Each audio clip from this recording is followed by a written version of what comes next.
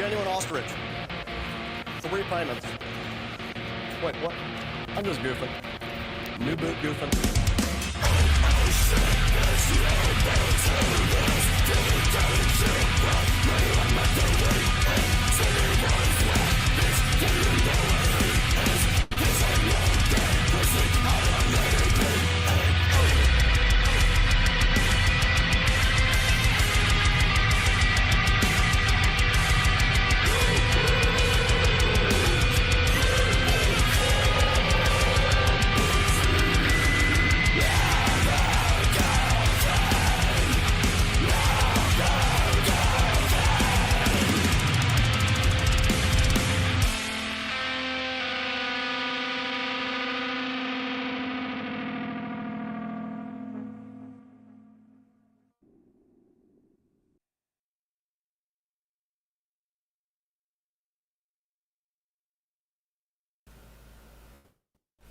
Woo! That's a new one. I like that one. You guys like that new intro? That's what's up, huh? Oh shit, new boots, who dis? Yeah, that's the shit, man. That was by Harvester. Motherfucker. I clipped my nails, now I can't do this.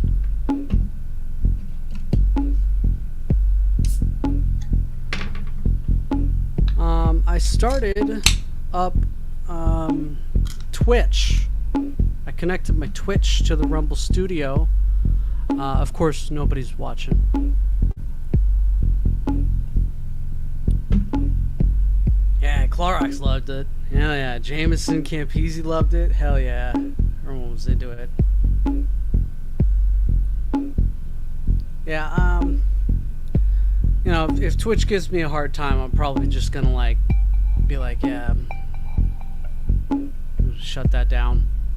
Do that thing where it you know, where Rumble's like they put the whole screen blurred out, kind of a green tinge, a tint to it, and they're like, yo, go to Rumble. Anyway, where was I at? Oh, that's right. I wanted to do some shilling. Right up there. You see that? That guy up there with the balaclava on, that's me. 3D printing a big middle finger. Does it look familiar? Yeah, it's my middle finger. Yeah, that's me up there. That's my page. There's the link right here. I'm 80% of my silly little $25 goal. I want to get a filament welder or some maybe some other filaments, some other colors that I don't have. Maybe a darker skin tone, because the skin tone here doesn't quite work. It's not as you know, dark as,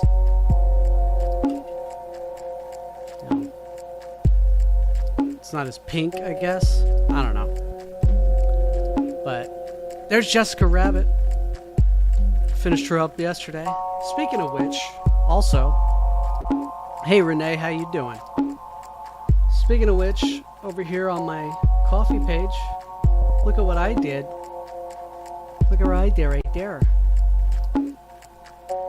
I got one thing open. It's her. Well, there she is. She's up there. She's for sale.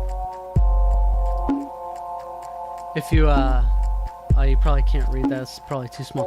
In the description, it says, a model that was made using a 3D printer and hand-painted by the incredibly handsome and sexy Rumble streamer named Goofy Boots over the course of several live streams.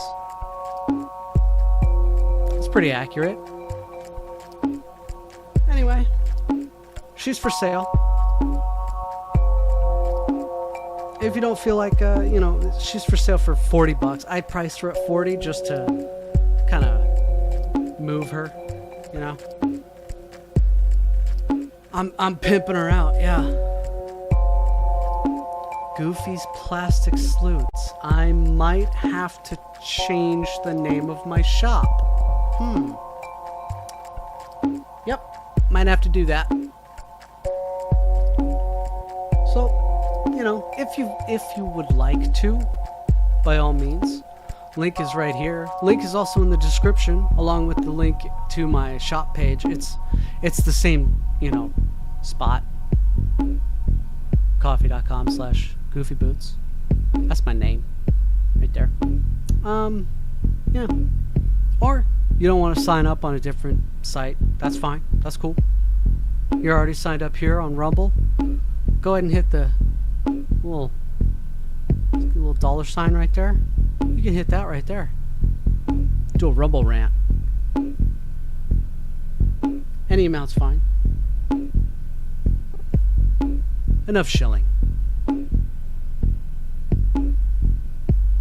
I got a bunch of Dark 5 videos I want to watch. But before we get into the Dark 5, oh, you know what? I'll keep that up for right now. Because if you guys notice, I have a new model. Oh, drop that. Okay. I have a new model I need to put through. Not that.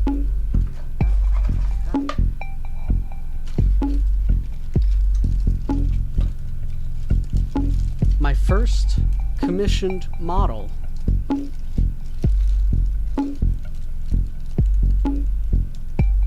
Mewtwo. Another Pokemon. Neat Shogun is the purchaser, the person who commissioned this one. So yeah, Neat Shogun, thank you. Shout out to you. This is me starting on your commissioned piece. So yeah.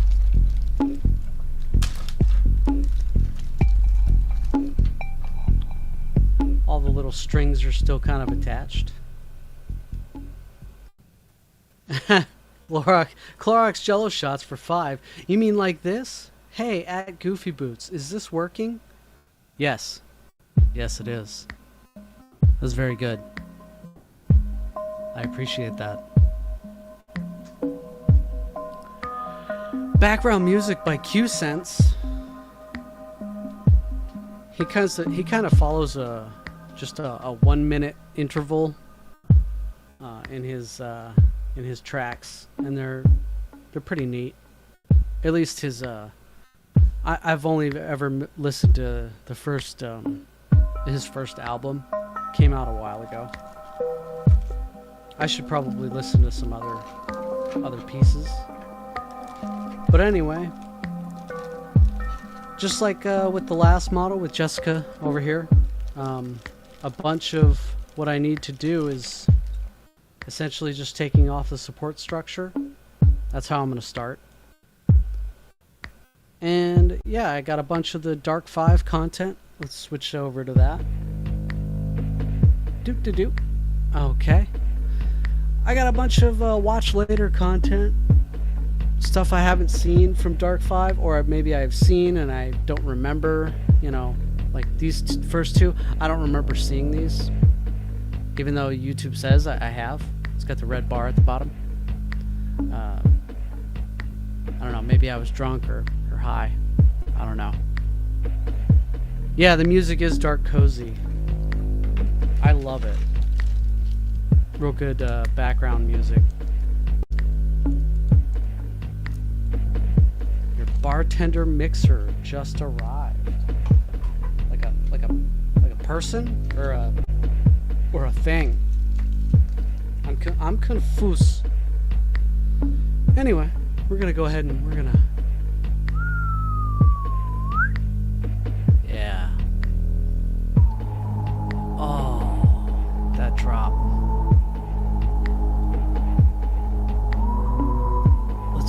Let's groove on this for a second.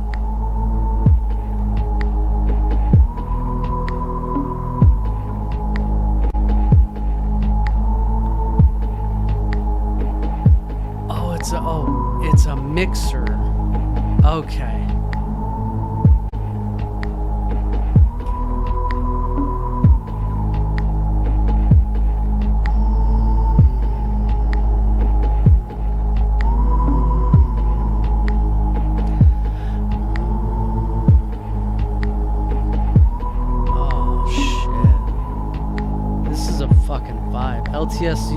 you know Q Sense? I mean, he does all this shit anyway. I really like his stuff. I never really asked you what is your stuff? Can you drop a link to your stuff in chat? I know links are available in chat. I just, I kind of like having background music on sometimes. My voice ain't exactly the best.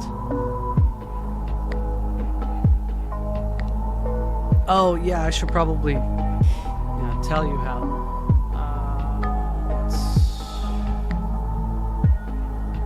Let me grab his YouTube @ and I'll throw it in chat here.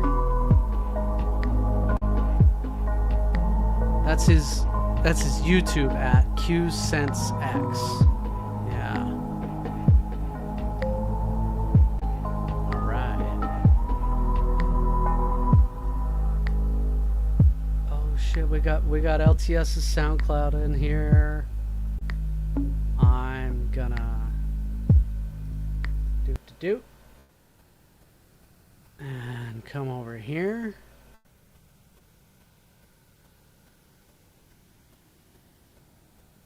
Oh yeah, I'm gonna listen to all of this.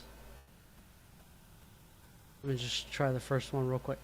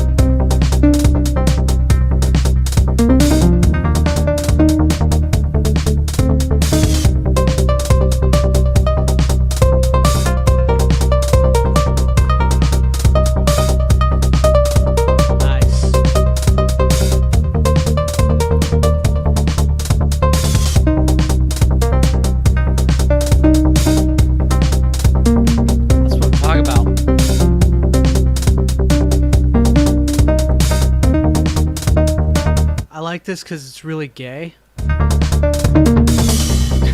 I'm joking, man. No, man, this is like right in my wheelhouse. I love this.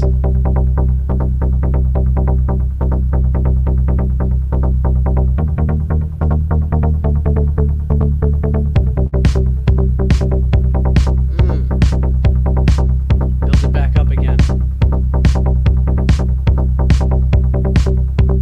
It's like I could listen to this while playing a racing game, Yeah, I'll play this a lot.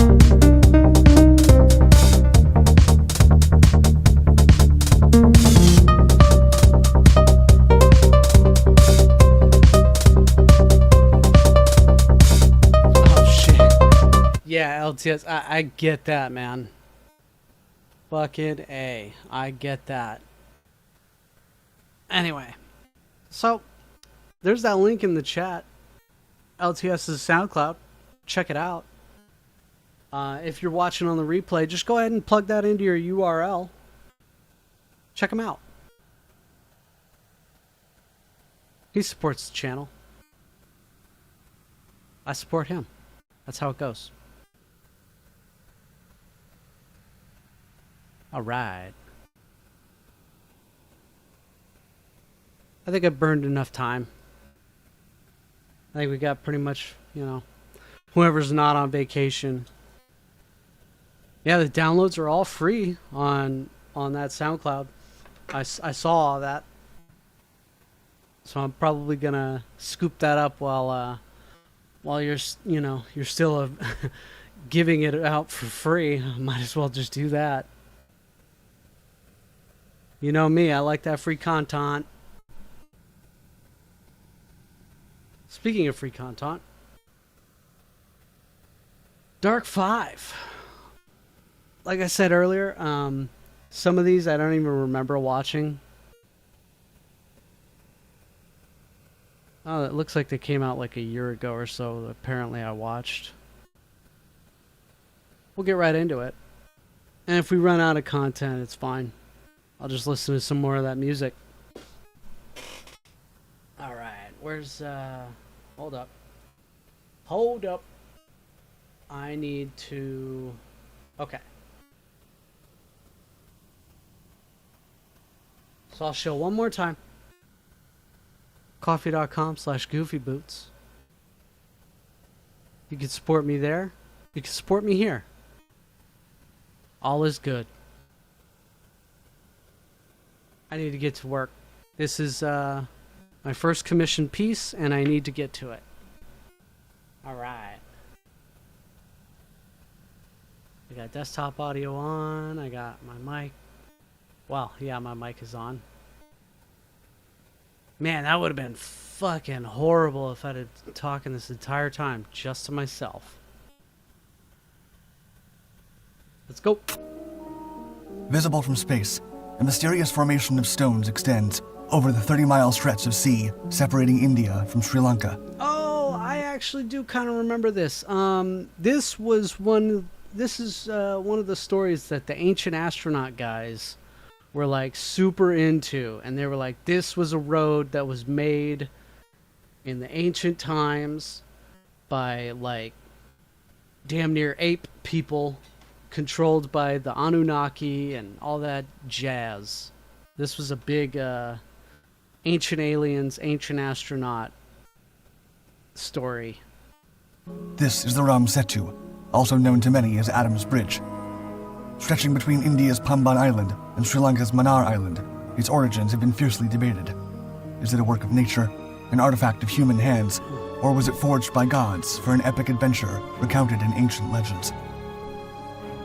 Steeped in age-old myth and surrounded by unexplained scientific anomalies, this limestone bridge lies at the center of a compelling historical mystery.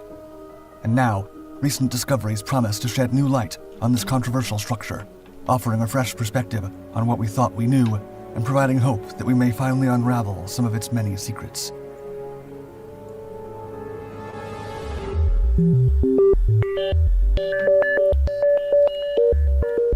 On the off chance that you don't know who Dark 5 is, he goes over some, he pumps out content constantly. He's got like millions of subscribers on his main channel, just Dark 5. DARK number 5. Johnny number 5. Yeah, and I personally I like his new Ancient Mysteries account, his side channel. He has several different channels. One of them is Dark Seas. One of them is Dark Footage. I subscribed to him, God, damn near 10 years ago when he was just, he would just have text in between different frames of video, zooming in frames of still footage, still pictures. Yeah, that was a long time ago. Way before he would narrate his videos. Anyway. The legend of Lord Rama's quest. The most enduring account of how Ram Setu was created is found in the ancient Hindu epic, the Ramayana, which chronicles the story of Lord Rama. Rama, an avatar of Vishnu and a central deity in Hinduism, is revered by many as the supreme being. His story is viewed both as a sacred legend and literal truth. Rama, despite being born into a royal family, and despite his divine nature, faced many hardships and difficulties, including being cast into exile along with his wife Sita, one of the 18 national heroes of Nepal and beloved daughter of the earth. It was during this dark period of exile that Sita was captured and kidnapped by Ravana, the 10-headed demon king of the island of Lanka. There, she was kept for his amusement, imprisoned within a sacred grove known as Asoka Vatika. Driven by his love for Sita, Rama and his brother Lakshmana declared war on Ravana and set out on an epic journey to rescue her. They enlisted the assistance of King Sugriva, who commanded a vast army of Vanara, a race of ape-men. He also called upon legions of mythological forest-dwelling creatures who were loyal to him, and they prepared for battle. Oh, Under sorry, I don't have supervision the from the camera master right. engineer Nala, the Vanara ape-men constructed the bridge known as Ram Setu so that Rama, Lakshmana, and their army might cross to Lanka and rescue Sita from within Ravana's island fortress. To Ravana's horror, Rama's army invaded Lanka, decimating its capital, Lankapura, before besieging Ravana's stronghold for 7 days. Yeah, Jameson, Epic that's right. battles Rama was the original, on the Fifth Element. Multipass. Nilu Dallas Multipass. ensued in the skies, on land, and atop Lanka's mountains. A final battle between Rama and Ravana ensued, with many twists and changes in fortune, The heck? including the near-mortal wounding of Lakshmana and his subsequent healing with magical herbs. This is too bright. It's getting washed out. You can't really see even when it's focused. Let me turn down the lights real quick.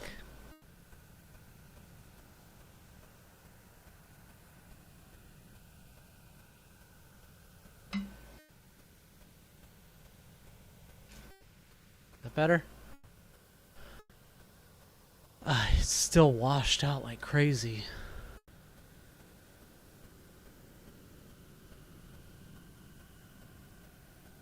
Well, it's just gonna have to make do.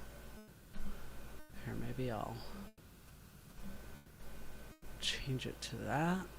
Is that a little bit better? Yeah, white balance. White. Gotta white balance it. Yeah, I'm gonna need to... Alright, I'm gonna keep going with the video, but I'm gonna be fucking with the balance. It is said that all of nature stood still to observe the battle, and that the gods watched from heaven as Rama cut off head after head of Ravana's, only for them to grow back instantly. Rama ultimately deployed a blazing arrow, known as the Brahmastra, a gift from the gods, which struck Ravana in the heart. With Ravana slain, the garden grove of Asoka Vatika was stormed by Rama and the Vanara. It was there that they found Sita waiting for them. She and Rama were reunited, and a period of unprecedented celebrations began.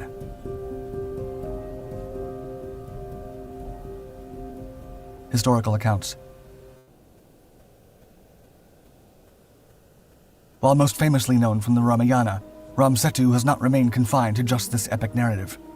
Throughout the annals of history, there have been various records that spark curiosity about its existence outside of myth. Ancient Sanskrit texts, including some Puranas, allude to the bridge's existence. For instance, the Skanda Purana mentions the bridge's significance in a devout Hindu's pilgrimage journey, further reinforcing its historical and cultural importance. Beyond the subcontinent's boundaries, there's evidence that global explorers were aware of this formation. Al-Biruni, the famed Persian scholar, made references to a bridge in his writings on India in the 11th century. Moreover, maps from as early as the 16th century, created by European cartographers, showed a stretch of land amidst the waters, often referred to as Adam's Bridge. Interestingly, some records, especially from the local oral traditions of Sri Lanka, hint at the bridge being utilized for trade and movement until a major cyclone rendered it submerged and less navigable around the 15th century. This gives rise to speculation. If merely a natural formation, why do so many independent sources across different timelines and regions acknowledge its existence, functionality, or significance? While the mentions are diverse and not always consistent in detail, one thing becomes evident. The Ram Setu has occupied a space in historical consciousness far beyond its legendary origins in the Ramayana. A geological puzzle. That's about as good as it's gonna For many get. years, the prevailing scientific and geological perspective on the origin of Ram Setu was that tidal deposits maybe accumulated it's the over time, exposure. gradually forming the bridge. However, some geologists argue that Sri Lanka was once connected to the mainland. Whoa, They propose that whoa, the seas whoa, receded whoa, over wow, millennia wow. due to tectonic shifts, There's like no leaving only a in-between? narrow strip of land Really? linking it to India. Contrarily, recent research suggests that the bridge is approximately 3,500 years old, a finding that has baffled experts globally and ignited intense debates. Notably, several political groups have contributed to this discourse, asserting the structure's divine origin. Interestingly, while the sands of Ram Setu are dated at around 4,000 years old, the rocks situated on them are believed to be 7,000 years old. As a historical archaeologist from Southern Oregon University noted, quote, "The rocks atop the That's sand about as good as predate it's the gonna sand get. itself, indicating there's more to this narrative." Further complicating the picture is the unusual behavior of the corals. They've grown on the sand instead of on the rocks above it. Since corals typically need solid ground for attachment, this anomaly remains unexplained. These discoveries hint that Ram Setu may not simply be a product of natural processes. It's conceivable that ancient individuals placed these limestone boulders deliberately, aiming to build a bridge of monumental scale. The perplexing age disparities among the rocks, sandbanks, and coral remain enigmatic for geologists, fueling debates about the bridge's origin, whether it's man-made or a natural formation. While these findings may seem to challenge the Hindu legend of Rama, they interestingly align with a Muslim narrative regarding the bridge's inception.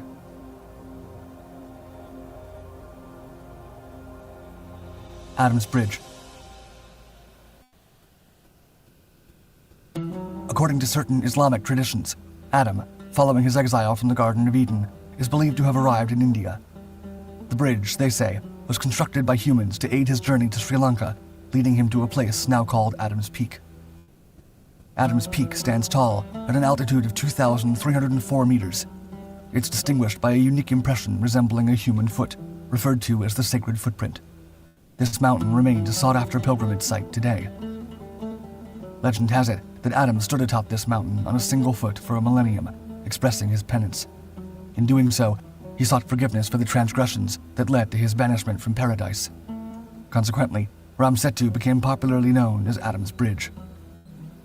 While the story might seem more allegorical than factual, compelling evidence suggests that human hands could have crafted the bridge, evidence that has withstood scientific investigation. The Islamic interpretation of the bridge's origin gains traction through modern satellite imaging and geological examinations. These studies have highlighted unexpected variances in the ages of the bridge's stones, sands, and corals. Examinations indicate that the limestone boulders, which are integral to the bridge's structure, hail from distant lands. Their strategic placement suggests deliberate positioning to create a series of stepping stones. With the evidence, it's plausible that Ram Setu was human-made. Yet, the true intent behind its construction and how the limestone arrived at its current spot continues to intrigue and mystify.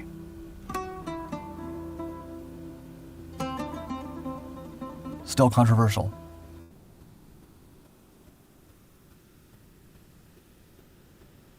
The origin of Ram Setu remains a topic of heated debate today, with new controversies continuing to emerge. In the 19th century, a British sailor was among the first to suggest dredging a canal through the Ram Setu formation. Such a canal would allow ships to bypass the lengthy journey around Sri Lanka, potentially reducing their voyages by 350 miles. Despite the appeal of this idea, the sailor's proposal was dismissed, mainly due to his youth and inexperience. Fast forward to 2005, when the Indian Congress proposed the Setu Samudram shipping canal. This project would necessitate dredging an 83-kilometer deep water passage, effectively removing Ram Setu. While environmentalists raised concerns about potential harm to aquatic life, the most vociferous opposition came from groups believing the structure was divinely crafted by Lord Rama. Their convictions remained deeply rooted, prompting the government to reconsider its plans for the canal. Reacting to recent investigations, one politician remarked, quote, "These findings corroborate what we've been advocating. The Supreme Court should now take heed of the faith that millions of Hindus, both in India and abroad, hold for Lord Rama." On the other hand, a secretary from a different organization stated, quote, "These discoveries are a rebuke to those who doubted the very existence of Lord Rama and dismissed him as a mere fictional character. Ram Setu will stand untouched." Yet, a prominent Indian geologist expressed skepticism, claiming there was no evidence that Ram Setu was divinely constructed. He further commented that the debate epitomizes our, quote, post-truth era, where discussions often prioritize emotions over factual truths. Interestingly, despite leveraging advanced geological tools and methods, scientists remain uncertain about the formation of Ram Setu. The mainstream explanations have not resonated as profoundly as those from ancient Hindu and Muslim scriptures.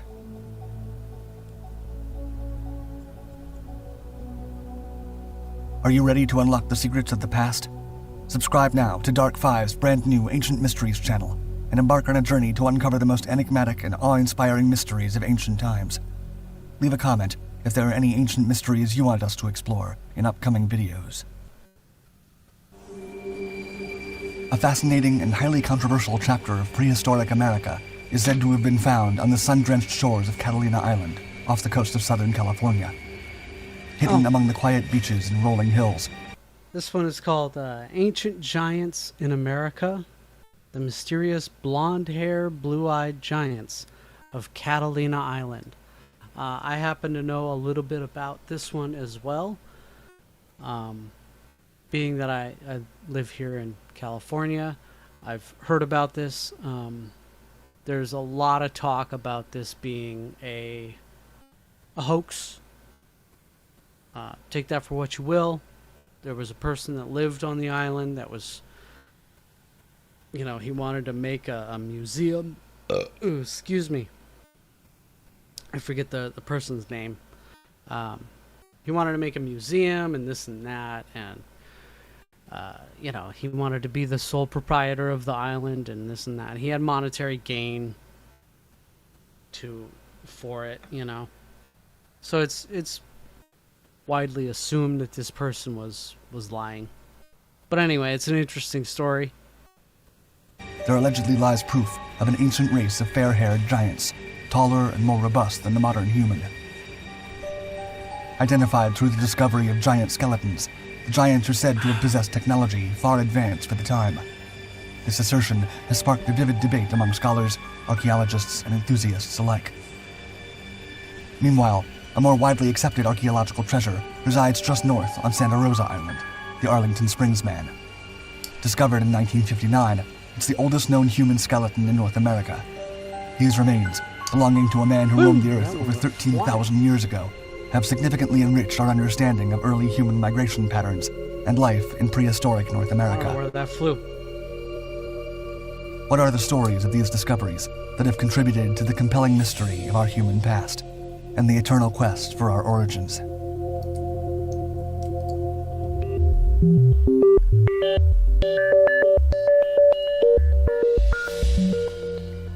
Catalina and the first giant skeletons. The Catalina fucking wine mixer! The Californian Channel Islands have long been of interest to scientists, explorers, and archaeologists. They, and Catalina Island in particular, were home to ancient tribes of Native Americans known as the Tongva, who settled there some 8,000 years ago. In 1913, Dr. Forstenen, a German naturalist who was visiting Catalina, found what was apparently the skeleton of an 8-foot-tall male buried amongst artifacts and relics that were not consistent with those typically recovered from Native American burial grounds. They included a mysterious flat stone that bore unknown symbols. Dr. Forstenen had been investigating a legend he had heard relating to Catalina's history, and the skeleton appeared to confirm it. A race of giants had once inhabited this land. However, due to being buried in hard black sand on Avalon Bay, which showed signs of being burnt at some point, the bones turned to dust as they were raised. The only bones excavated intact were one whole foot, the jawbone, and the skull. Therefore, the discovery of Forstenen's giant could not be confirmed. It's hard to say where the rumors of the Catalina giant originated, but there did exist a precedent regarding alleged unusual skeletons being found on the Channel Islands. This included the discovery of a 7-foot-tall skeleton with 6 fingers on each hand and 6 toes on each foot. Oh, that's right, Clorox. This You're a specimen fellow is California claimed to have had boy. 2 rows of teeth, a trait said to have previously been observed in Channel Island skeletons. It was theorized that evolution had taken a slightly different path here due to the isolated environment. With a reputation for turning up fascinating archaeological finds, the Channel Islands continued to attract archaeologists and anthropologists who dreamed big. Glidden's discovery. At the beginning of the 20th century, an ex-carpenter and amateur self-taught archaeologist named Ralph Glidden began to dig. Glidden had grown up on Catalina Island from the age of 15, and was, by most accounts, a strange and eccentric man. Glidden developed a personal fascination with the local Native American burial sites. He had grand aspirations, having read about discoveries and accomplishments of professional archaeologists around the world, and now sought to take his own excavations to the next level. Glidden knew that to stand out and to make his name, he would need something big. Glidden then hired a publicist and falsified his credentials, referring to himself as a doctor or a professor of archaeology, even though he had not graduated from high school. Between 1919 and 1928, he dug up hundreds of Indian graves on the Channel Islands, adding thousands of artifacts to his collection, featuring ancient arrowhead. Arkansas, man, I'm sorry. Yeah, man, I'm sorry. Clubs, flutes made from human bones, and beads believed to have been used as currency.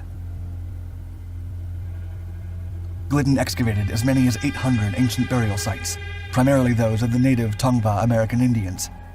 Amongst his discoveries were what he claimed to be the bones of a race of giants, which he described as being European in appearance rather than Native American, with fair hair and blue eyes. Hey, well look at that! Professor Grass just started following my I got the notification. Professor Grass, thank you for following my channel, bud. I appreciate that. Oh, looks like we got another Donuts raw police footage too. Wow. Somebody got shot. Thank you, Blinn, for liking my post. Thank you, Warfist, for retweeting the Ko-fi shop. Thank you again, Jameson.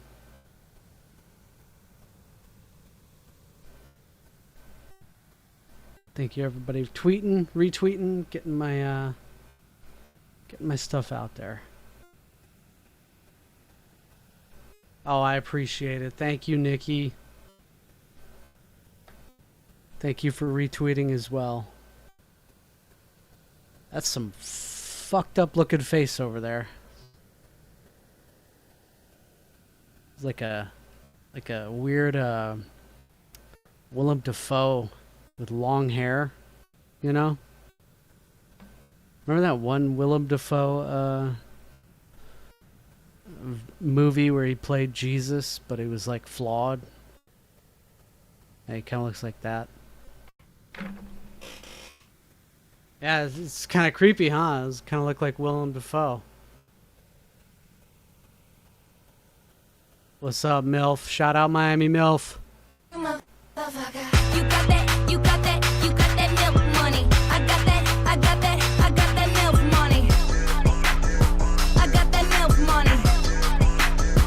I got that MILF money. Fucking love that one. Yeah, so this one, MILF is Ancient Giants in America, the mysterious blonde-haired, blue-eyed giants of Catalina Island.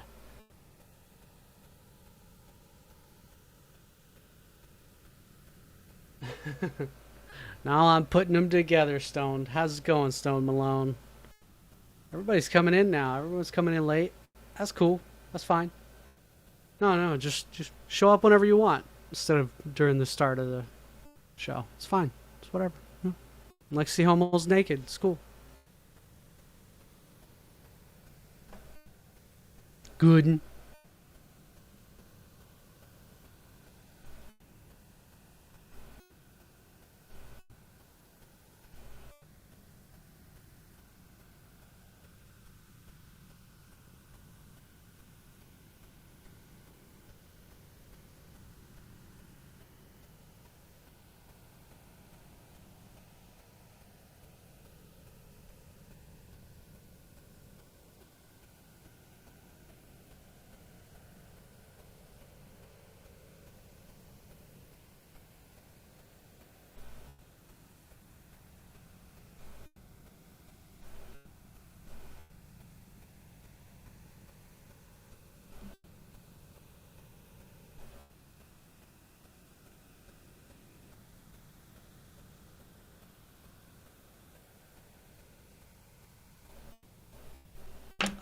It is.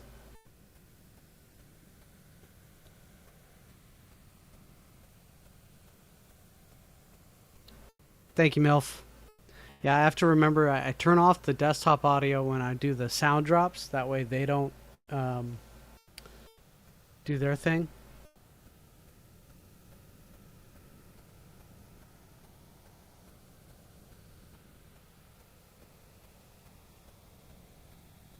Ancient burial sites, primarily those of the native Tongva American Indians. Amongst his discoveries were what he claimed to be the bones of a race of giants, which he described as being European in appearance rather than Native American, with fair hair and blue eyes. The skeletons, which ranged in height from 7 to 9 feet, were claimed by Glidden to be the prehistoric ancestors of the Native Americans whose graves he had been turning over. In 1930, Glidden declared to the papers that he had unearthed the skeleton of a princess who had been buried upright in an urn with her fingers clasping the rim. Arranged around her were the skeletons of 64 children. 5 feet beneath the site, he found the skeleton of a man who measured 7 feet 8 inches in height, with a spear skewering his left abdomen. Ouch! Glidden's giants, the tallest of which was 9 feet 2 inches, were apparently also highly intelligent and possessed relatively advanced technologies, which far exceeded those believed by popular science to have existed at the time. Glidden maintained that their technologies and knowledge had vanished mysteriously, along with most of the giants themselves, most likely in some sort of extinction event. He claimed that the native humans had worshipped them, which is why they were generally found to have been buried in ceremonial ways. According to Glidden, theirs was not just a small group of individuals who had evolved in isolation, but an entire civilization that had been lost to time. A macabre collection. Glidden sought to capitalize on his remarkable finds, which were beginning to receive media attention.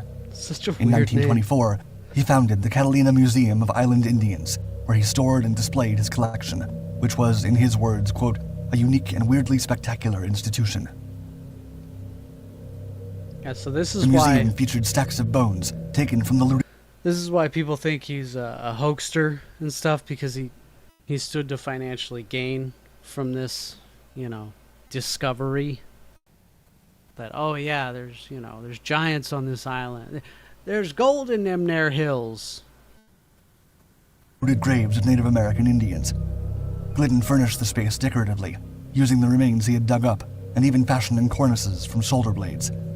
He built shelving from larger bones, and decorated the walls and ceiling with skulls. Glidden placed his discoveries in macabre poses to unsettle and thrill his visitors, whom he charged 35 cents each for entry. However, once inside, they found little evidence of giants. His archaeological peers had claimed the larger bones in Glidden's museum to be fake, and in fact purchased from a gift shop. Glidden's claims of giants were generally refuted by mainstream science, who criticized his lack of proper methodologies.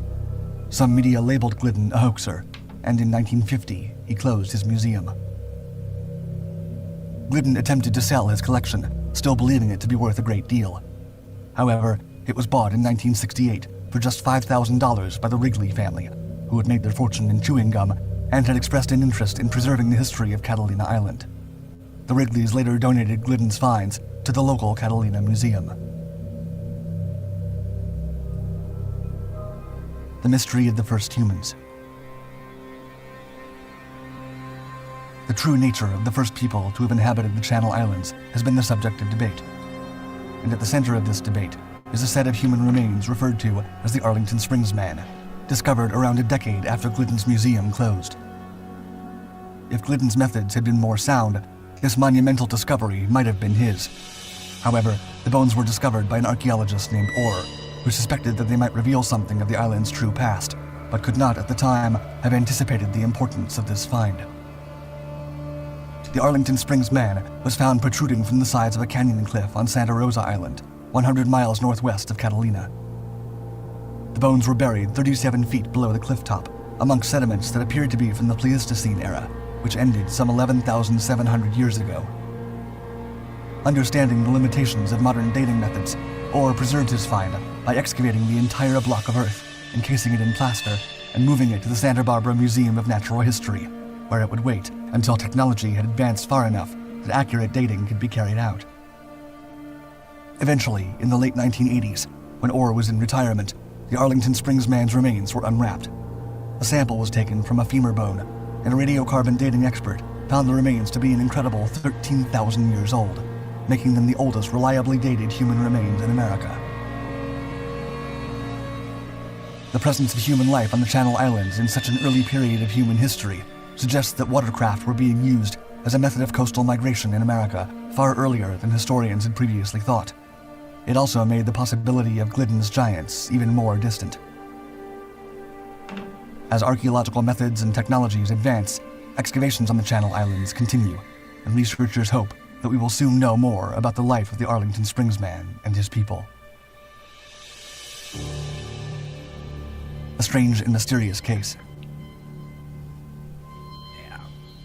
Many age-old cultures have told stories of abnormally tall humanoid creatures living amongst or before them.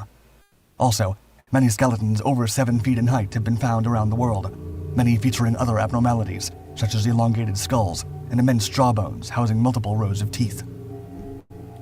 Across North America, over 1,000 accounts of skeletons more than 7 feet tall have been unearthed. Despite this apparent wealth of evidence, modern science remains skeptical of the existence of giants. Discussing Ralph Glidden's discoveries, one Santa Barbara Museum of Natural History curator said, quote, "These reports are apocryphal, as far as I have been able to determine. For example, there's a historic photo of Glidden in the background and the burial in the foreground, merely creating an illusion that the skeleton is somehow a giant."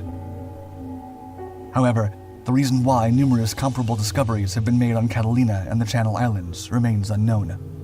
The early finds cannot be confirmed nor disproven. It seems, in retrospect, that it may have been these earlier apparent discoveries that inspired Glidden's hoax. In 2013, the Catalina Island Museum created what the museum's director called, quote, "a disturbing and troubling exhibition." It was titled "The Strange and Mysterious Case of Dr. Glidden," and sought to establish Ralph Glidden as an exploitative grave-robbing liar. It is now estimated that throughout his career, Glidden desecrated the graves of around 4,000 individuals. Yeah. I mean, where's While the Glidden's lie? claims have been refuted, there are surprising effects that isolated evolution can have on a species, and several prime examples of this have been discovered on the Channel Islands using sound scientific methodologies. In contrast to Glidden's assertions, there is substantial evidence that large animals frequently adapt their size in accordance with their habitats, often resulting in notably smaller creatures when isolated on islands, a phenomenon known as insular dwarfism.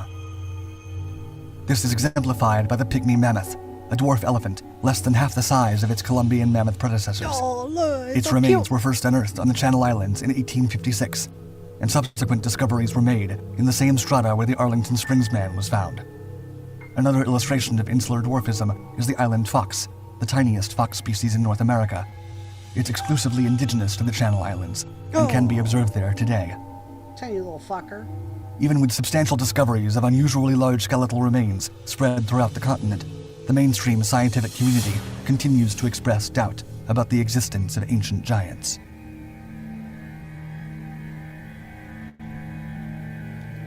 Yep. Are you ready Got to all unlock mine. the secrets of the past? Subscribe now to Dark Five's brand new Ancient Mysteries channel and embark on a journey to uncover the most enigmatic and awe-inspiring mysteries of ancient times. Leave a comment if there are any ancient mysteries you want us to explore in upcoming videos.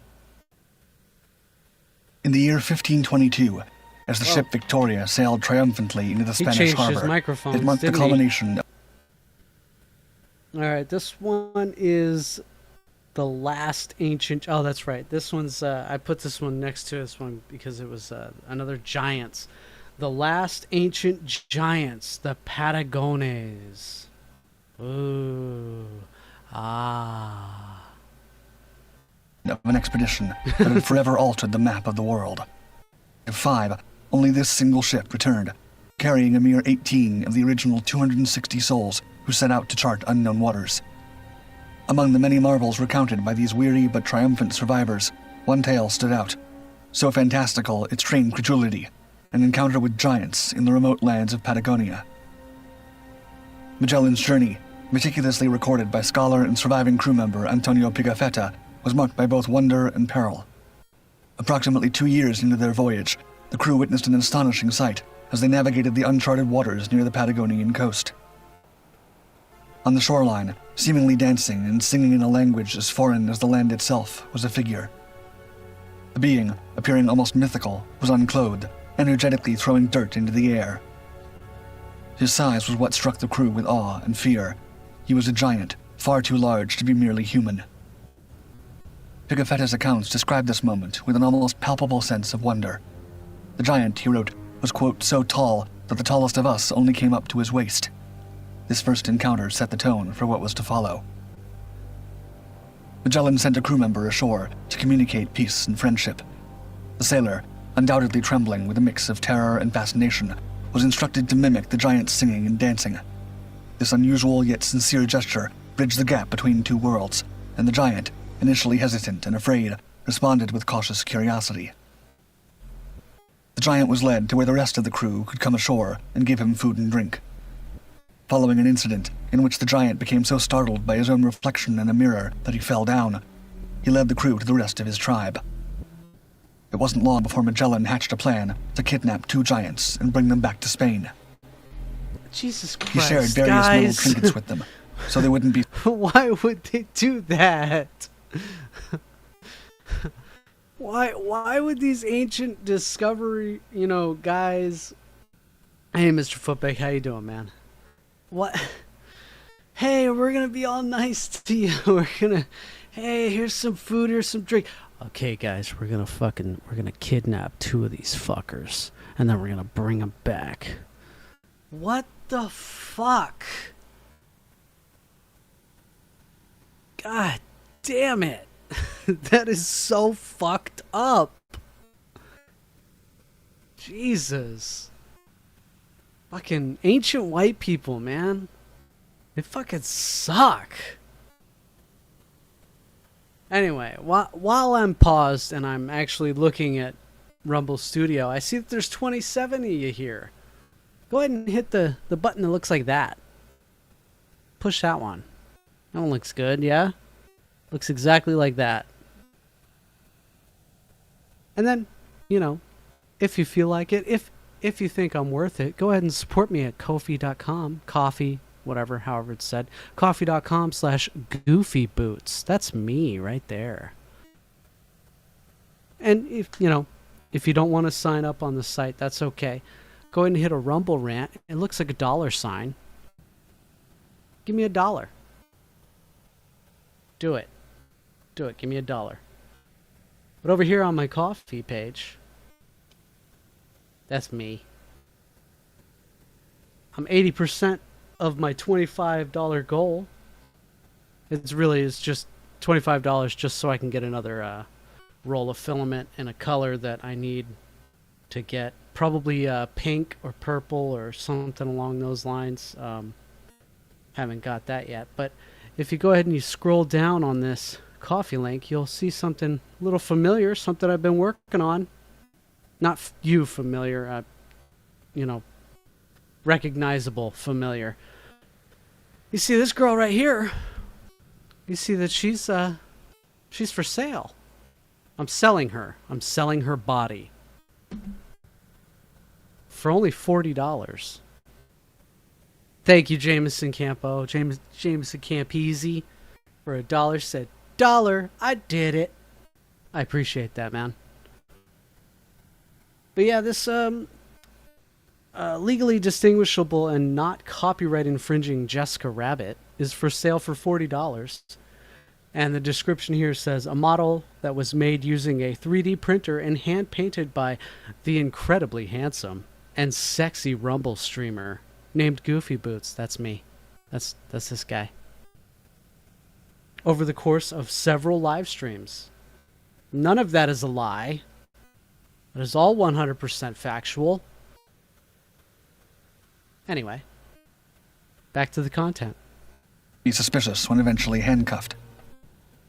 Magellan spared no time in telling his compatriots of the encounter, and even named the land he had discovered Patagonia, which loosely translates to land of the big feet, although this etymology is disputed. Resica Jabbit. That's what I should According to the accounts of those on the Victoria, it appears that two giants were indeed captured, but perished on the journey home, as did Magellan himself.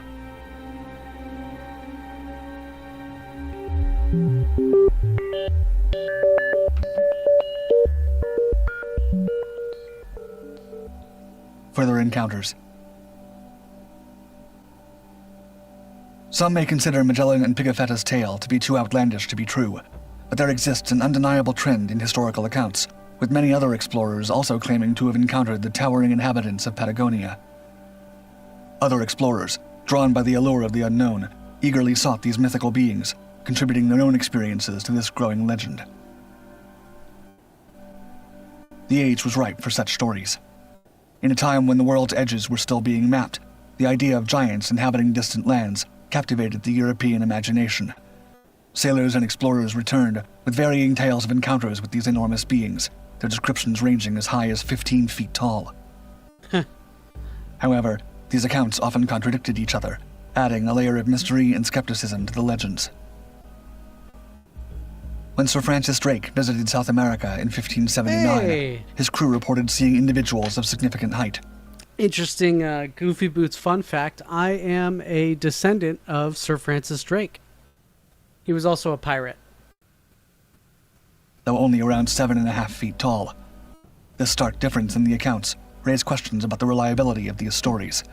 Were they mere exaggerations, or was there some truth to them? He's like an ancient cousin. He's The not narrative even, I'm not a continued to direct evolve. descendant, you know. Anthony Knivet, an English sailor, claimed to have seen corpses of giants measuring 12 feet in length.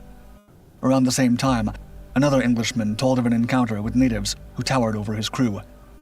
These stories, while fascinating, often portrayed the giants in a menacing light, perhaps reflecting the fears of the storytellers. Dutch sailors also claimed encounters with giants in the following decades, yet, like their predecessors, failed to provide conclusive evidence. Back in Europe, these tales were traded and embellished, often for entertainment. They were so pervasive that contemporary maps of the Americas began depicting Patagonia with illustrations of these giants under the label Regio Gigantum, a warning to those who dared venture into these lands. Regio Gigantum. However, as the modern era approached, the Fuck narrative rose me began to shift. $5. A British crew's claim of encountering 9-foot-tall Patagonians was later revised to a more modest 6.5 feet in official accounts. Oh, really? I Natives. never played that game, Mr. Footbig. Maybe I should With rational now. explanations put forth, the question remained of who these early expeditions had encountered, which group of people had been mistaken for giants, and exactly how tall these people were. The Selknam people, one of the last uncontacted native groups in South America, inhabited the land described in Antonio Pigafetta's account of Magellan's voyage. With an average height of 5 feet 11 inches, they were tall for the time, but not gigantic. Beyond their physical attributes, the Selknam had a rich culture, with unique traditions and beliefs that have largely been lost. Tragically, they faced extermination in the late 19th century due to the impacts of gold mining and farming. Intriguingly, a photograph housed in the U.S. Library of Congress, dating from between 1897 and Mayo Riot for $5 says, giant stuff rules. I got a book of the redacted Bible stuff. Haven't read it yet. I'm retarded. Grand Canyon and the Pleiades. Pleiades? Words. You can read it. Apparently I can't. Pleiades. Thanks for the 5. 1898 shows an exceptionally tall Selknam man who stood at 7 feet 4 inches tall. Another group possibly linked to the giant sightings is the Tehuelche people, native to eastern Patagonia. In the 16th century, when the average European height was around 5 feet 5 inches, the Tehuelche were reported to be between 6 and 6 feet 7 inches tall. Plateaus? While not truly gigantic, this significant difference in stature might have seemed so to the shorter Europeans at the time. The Tehuelche, too, have a rich cultural heritage, though much of it has been eroded by colonization and modernization, with their language now extinct. How come I couldn't read it right The the Tehuelche first are time? arguably the most likely candidates for being the tribe encountered by Magellan and his crew, and they remain one of the tallest groups of people in the world. Bergman's rule offers I a just- scientific explanation Oh, you know for what the it was? Tehuelche's height. I was This looking ecological up at principle the. suggests that larger bodies are more adept Yeah, at don't worry conserving about it. heat, Never mind. which could mean that over generations, the people in colder Platypus- climates like Patagonia platypuses. evolved to be taller and larger. However, this rule is a general principle and does not account for all variations in human size. Despite these rational explanations, some ambiguity remains. Doubts have been raised about the language descriptions provided by Pigafetta, Yeah, it's 'cause- which it's do 'cause not this align guy- with those of the he kept saying, Selknam and the Tehuelche. the Pleiades in the earlier videos that I was watching. So I thought you were referencing that, but it's plateau, like like the top of a flat. Yeah. Anyway, Pigafetta, known to some modern historians for his penchant for I'm exaggeration, retarded. might have skewed the narrative to make it I more don't know if appealing you to guys, European like- audiences. knew that. Another fascinating possibility involves medical conditions like a pituitary gland disorder, which can probably- lead to excessive growth. It's probably apparent now. Such conditions, while rare, have resulted in some of the tallest humans ever recorded. However, these conditions are not typical of entire populations and usually result in shorter lifespans due to health complications. Legacy of the Giants. Due to the respectability of some of the captains who reported having seen them, the legends of Patagonian giants dominated European culture for centuries, enduring for almost 300 years before modern skepticism brought their average estimated height down to some 6.5 feet. During this time, stories of the giants fueled stereotypes and preconceptions of savagery and influenced European perception of South America. Europeans proved initially reluctant to accept that the height of the giants had been exaggerated or inaccurately recorded, in part because they made for such good stories. For this reason, estimates grew as stories passed by mouth and became increasingly embellished.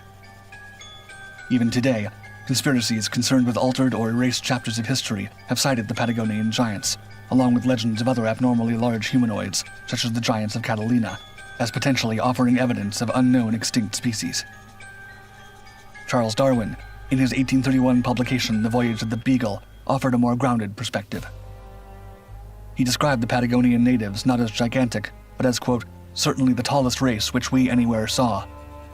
This observation marked a shift towards a more scientific and factual understanding of the region's... Sorry, James, I completely forgot that I have channel emotes, and I completely forgot that Curb Shifter clipped that shortly after. That was right after. What's his name?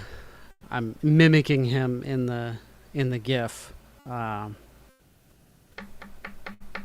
lawyer did coke. Kids got taken away. Anyway, indigenous peoples. I completely forgot I did that. The arrival of explorers like Darwin, coupled with the emergence of modern science, played a crucial role in demystifying these legends. The gradual acceptance that Magellan's tales were likely interesting to see inspired that. by encounters with relatively tall natives rather than actual giants signified a transition from an era dominated by Nick myths and Ricada, legends thank to you. one guided by scientific I'm inquiry brain farting and empirical today. evidence.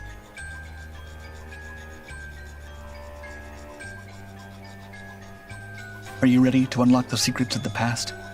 Subscribe now to Dark Five's Ancient Mysteries channel and embark on a journey to uncover the most enigmatic and awe-inspiring mysteries Aaron's of ancient times. Boogeyman. Leave a comment if there are any ancient mysteries you want us to explore in upcoming videos. What's up next? Over 4,000 ships, carrying a combined force of 142,000 Wow. hardened Mongol, Chinese, and Korean soldiers and Oh sailors. shit! Yeah, this one's fucking awesome. I've been wanting to watch this one for a while. Ooh, excuse me.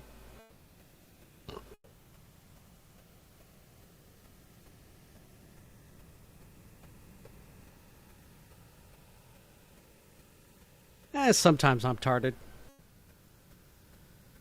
Words, sometimes I'll brain fart like a motherfucker. But yeah, this one's cool. It's when the Mongols invaded Japan. This is the shit right here. I love this one. Formed one of the most formidable invasion forces the world had ever witnessed. Their objective was to annex the land of the rising sun, under the vast and ever-growing Mongol Empire.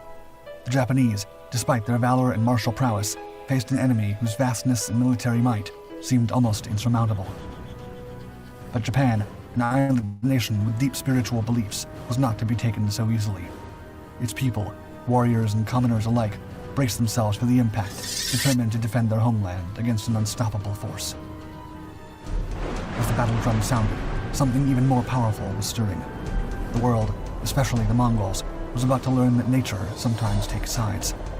For looming on the horizon, just as threatening as the Mongol fleet, was a force the Japanese believed to be the breath of the gods, the divine wind.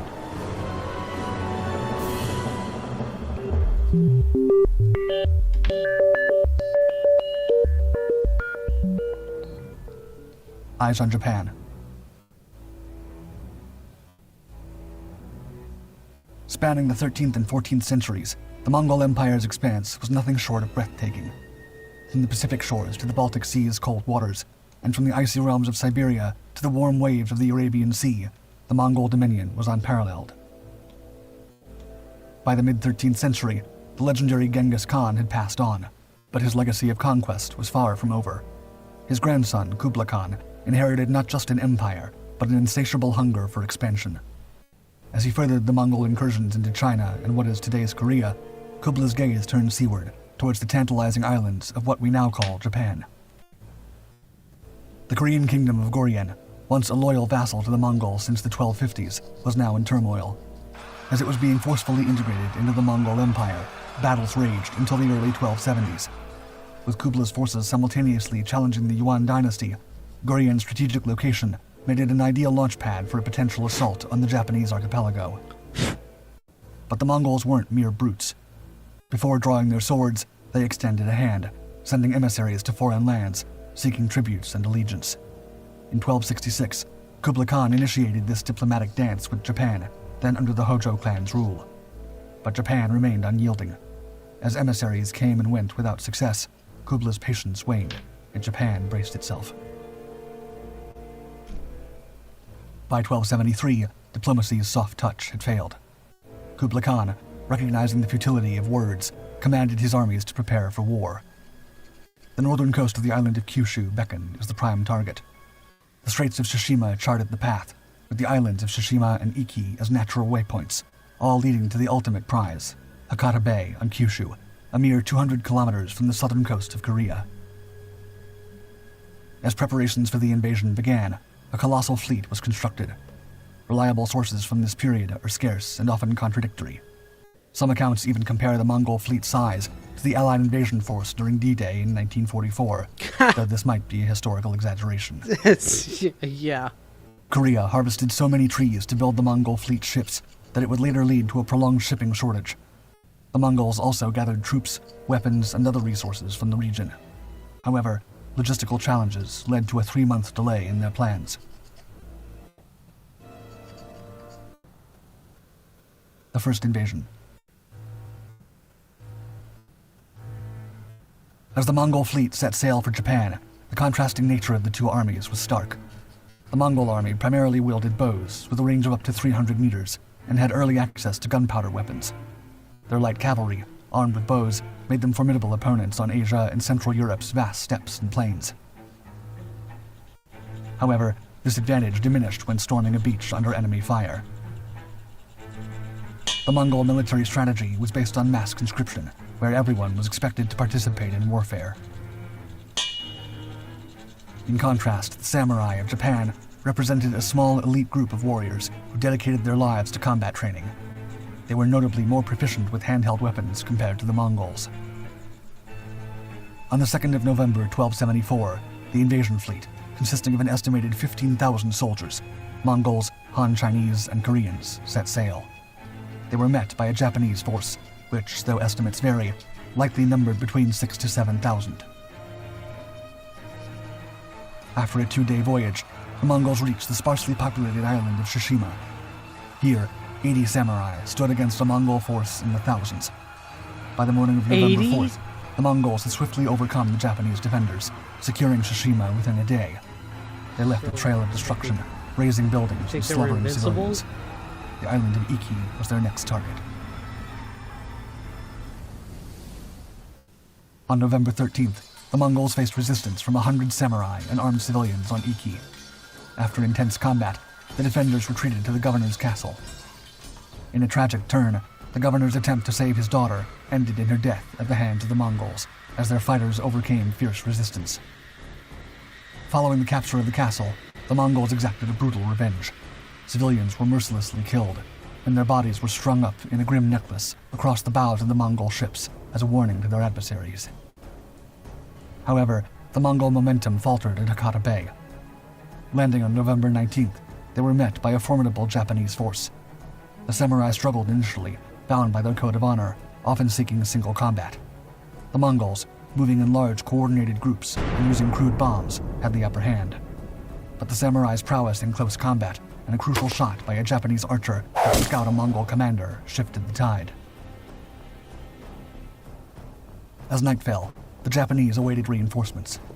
The Mongols, low on supplies and uncertain of their next move, retreated to their ships.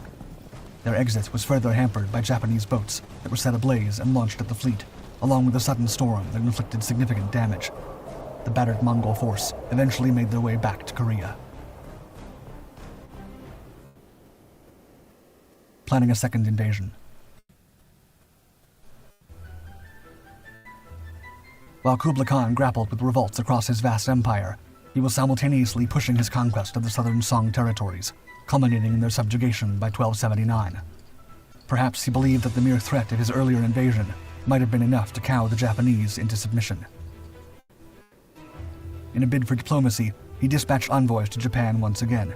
Yeah, However, good idea. their execution sent a clear message back to Kublai. Yeah, Japan would that's not be easily exactly what I subdued. thought was gonna happen. Undeterred, preparations for a second That's the invasion thing began. about the Japanese, is that they're so fucking honor bound. You can't just send emissaries after you've tried to invade them. They're gonna do exactly that. They're gonna murder you.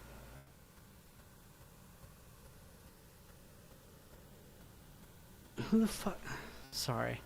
I see somebody in my my chat room on Twitch. I linked my Twitch like an idiot. I shouldn't have done that. Let me go ahead and... Okay. In earnest. Anyway. Well, no, familiar. The thing about the Japanese is that, you know, you can't just try and like invade Japan and then retreat from your invasion and then try and, you know, send emissaries and send diplomats. After you've failed an invasion, they're gonna cut the heads off of those emissaries. It's obvious. That's the next step that they do. That's what they do. That's their thing. They're not gonna take any more. They're not gonna talk anymore to you. They're just gonna kill you. They're so honor bound that once you've stepped past this threshold of, okay, well, we're gonna start to invade you, that's it for them. You know, you either have to carry out that invasion or retreat and never talk to them again. That's how that rolls. Oh, God.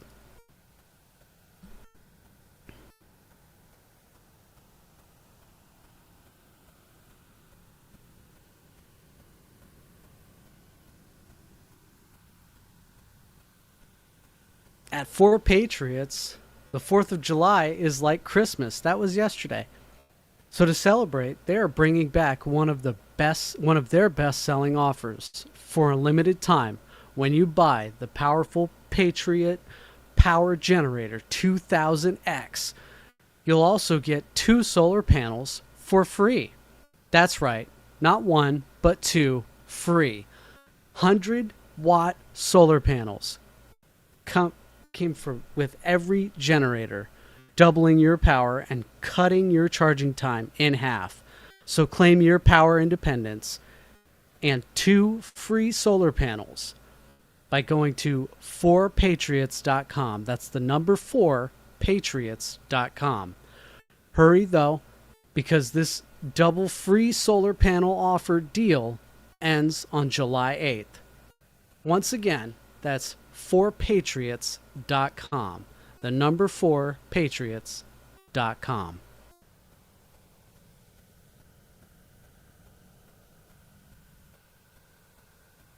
Fucking nailed it. All right. Back to the content.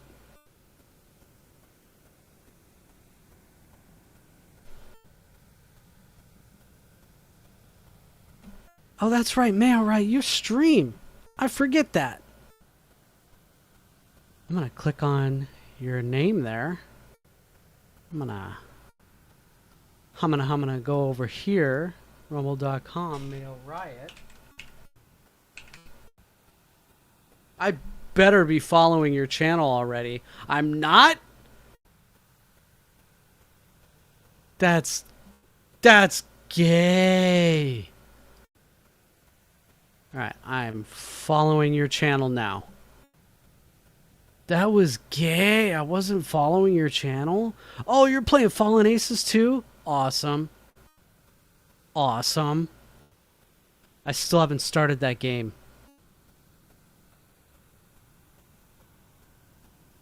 I need to start that game sometime. I got so many things I have to do. I don't know if I can start that, you know. I'm probably going to have to do it off stream because this is the first commissioned piece that I got. Neat Shogun wants this piece and another piece that I'll be making later on. He wants the Mewtwo. That's who this is, by the way. This guy up here. It's Mewtwo from Pokemon. I guess he liked the Charizard that I made the other day. And he also ordered a Gundam, which is going to be a serious fucking endeavor to complete. But I already started printing that one out, the Gundam. Yeah. Gotta do other stuff here. Where was I? Where were we? We were... That's right, the Mongol invasion of Japan and how they fucked up and then... Oh yeah, that's right. They cut our diplomats' heads off. Damn. Both the Mongols and the Japanese took lessons from their previous clash.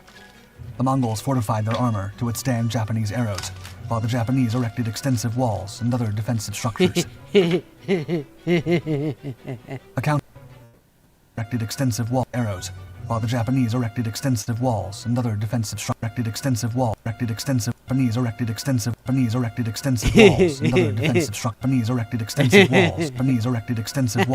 other defensive structures. Accounts of the impending invasion vary. Some chronicles mention a formidable fleet of 1,000 ships, accompanied by an army of 20,000 troops. Others speak of an additional 100,000 Chinese soldiers being mobilized. This renewed assault was meticulously planned, with forces set to converge on Japan from 2 strategic directions, the newly annexed Song China region from the west and Korea from the north. By 1281, the invasion force was primed for action. The Korean contingent set sail in May, retracing the path of the first invasion. Despite being more prepared, the islands of Tsushima and Iki were ravaged by the Mongols once again. Still, coordinating 2 invasion forces, separated by vast distances, posed significant challenges for the Mongols.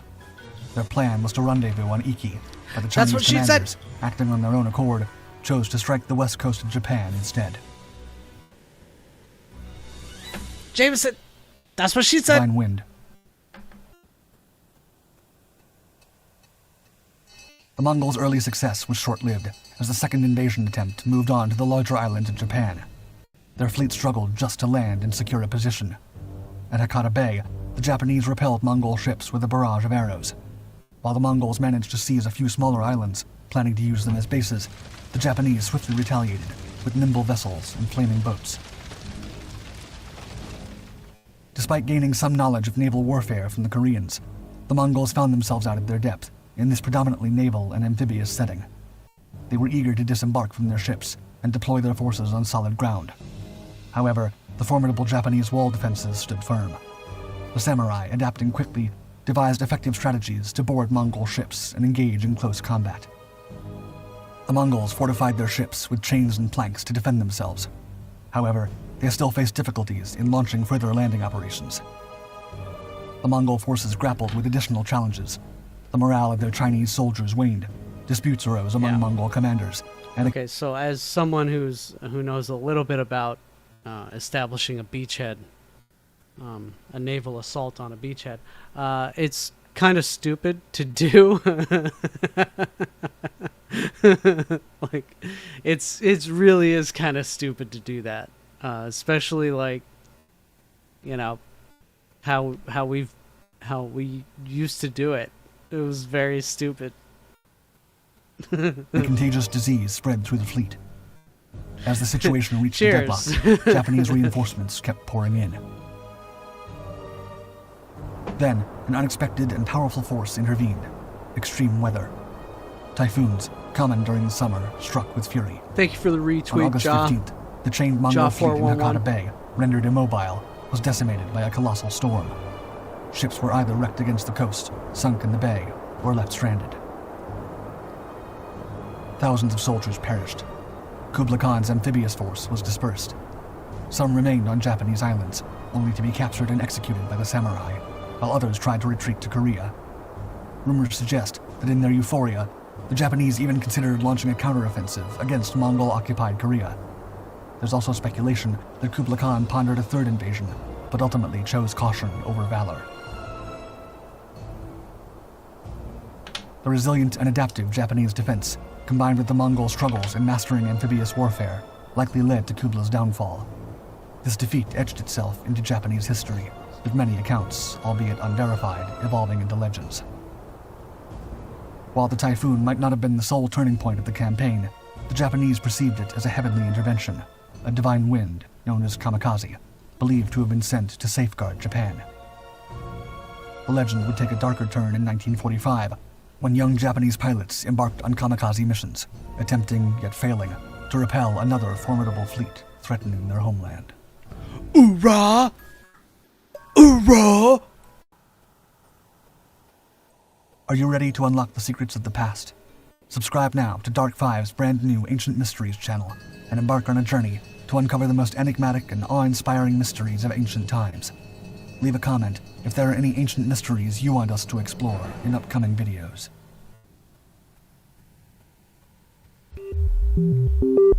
Oh, what do we got here?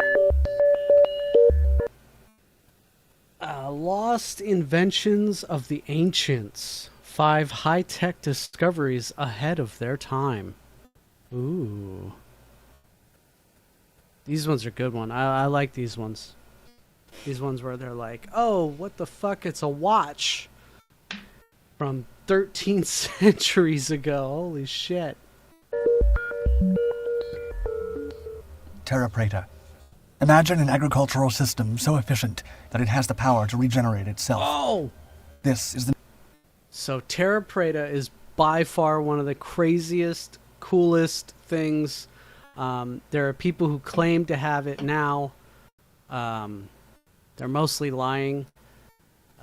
Terra Preta, well, I mean, just listen to this guy. It's super cool and super awesome, and there's a bunch of it, and it's still like worth a lot of money. The original Terra Preta from the Amazon is like worth a lot of fucking money. The mystery of Terra Preta, a rich, dark soil discovered in the Amazon basin. Created 2,500 years ago by an advanced Amazonian civilization lost to time, this black earth holds an ecological secret we are only just beginning to understand. The Amazon basin, full of verdant vegetation, conceals an intriguing paradox beneath its lush exterior. Despite the vibrant life on the surface, the underlying soil presents a daunting environment for growth due to relentless rainfall that leaches away essential nutrients. Yet Terra Preta teems with life, including a diverse blend of microorganisms and organic materials like plant matter, manure, animal bones, and pottery shards. The soil's key ingredient is charcoal, or biochar, intentionally buried by these ancient societies to improve the soil's fertility and productivity. Not only does it lend the soil its unique color, but it also helps retain minerals and nutrients effectively over millennia. Believed to be self-sustaining, Terra Preta regenerates itself at a rate of 1 centimeter per year at depths up to 2 meters. Remarkably, this soil boasts 3 times more phosphorus and a staggering 9 times more nitrogen than unamended soil in the Amazon basin. Through the large-scale use of this soil in a process known as terraforming, the ancient Amazonians demonstrated an intricate understanding of soil management. This knowledge allowed them to farm in areas previously seen as agriculturally impractical. By harnessing the power of Terra Preta, they reshaped the landscape on a massive scale, paving the way for enormous earthworks, complex road networks, and even cities. We now know these advanced societies were far more populous and sophisticated than previously thought. The extent of Terra Preta's use by the pre-Columbian Amazonians was breathtakingly vast. Covering an estimated 10% of the Amazon basin, it formed an agricultural network spanning over 150 million hectares. This dark earth remains productive even today. Despite knowing its key components, recreating the self-regenerating mechanism of Terra Preta has proven a challenge for modern science. Its unique microbial community, a vital factor in its fertility, is complex and difficult to replicate.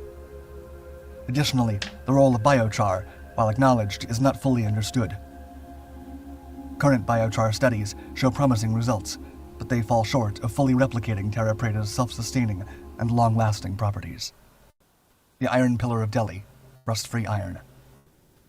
Standing 24 feet tall with a 16-inch diameter, the Iron Pillar of Delhi weighs more than 6 tons and has occupied its current position for around 1,000 years. However, it was originally built in the 5th century, when metalwork was relatively primitive, and the qualities of different metals and alloys were largely unknown. Remarkably, or according to some miraculously, the Iron Pillar has proven itself to be resistant to rust, distinguishing it from all comparable metalwork of its time. The pillar, which has achieved a sacred level of renown and has been a protected UNESCO World Heritage Site since 1993, is decorated with various inscriptions, the oldest of which was made by Chandragupta II, who commissioned it during his 40-year reign in India, which began in the 4th century. It remains unclear when or why the pillar was relocated to Delhi from its original position, and where exactly that may have been, but it's likely that the move happened sometime in the 12th or 13th centuries. Its Sanskrit inscriptions, which have been well preserved due to the pillar's rust-resistant properties, provide insight into an ancient world where others have been eroded by time. Its resistance to corrosion has drawn the attention of archaeologists and scientists from around the world, and has been called, quote, a testimony to the high level of skill achieved by the ancient Indian ironsmiths in the extraction and processing of iron.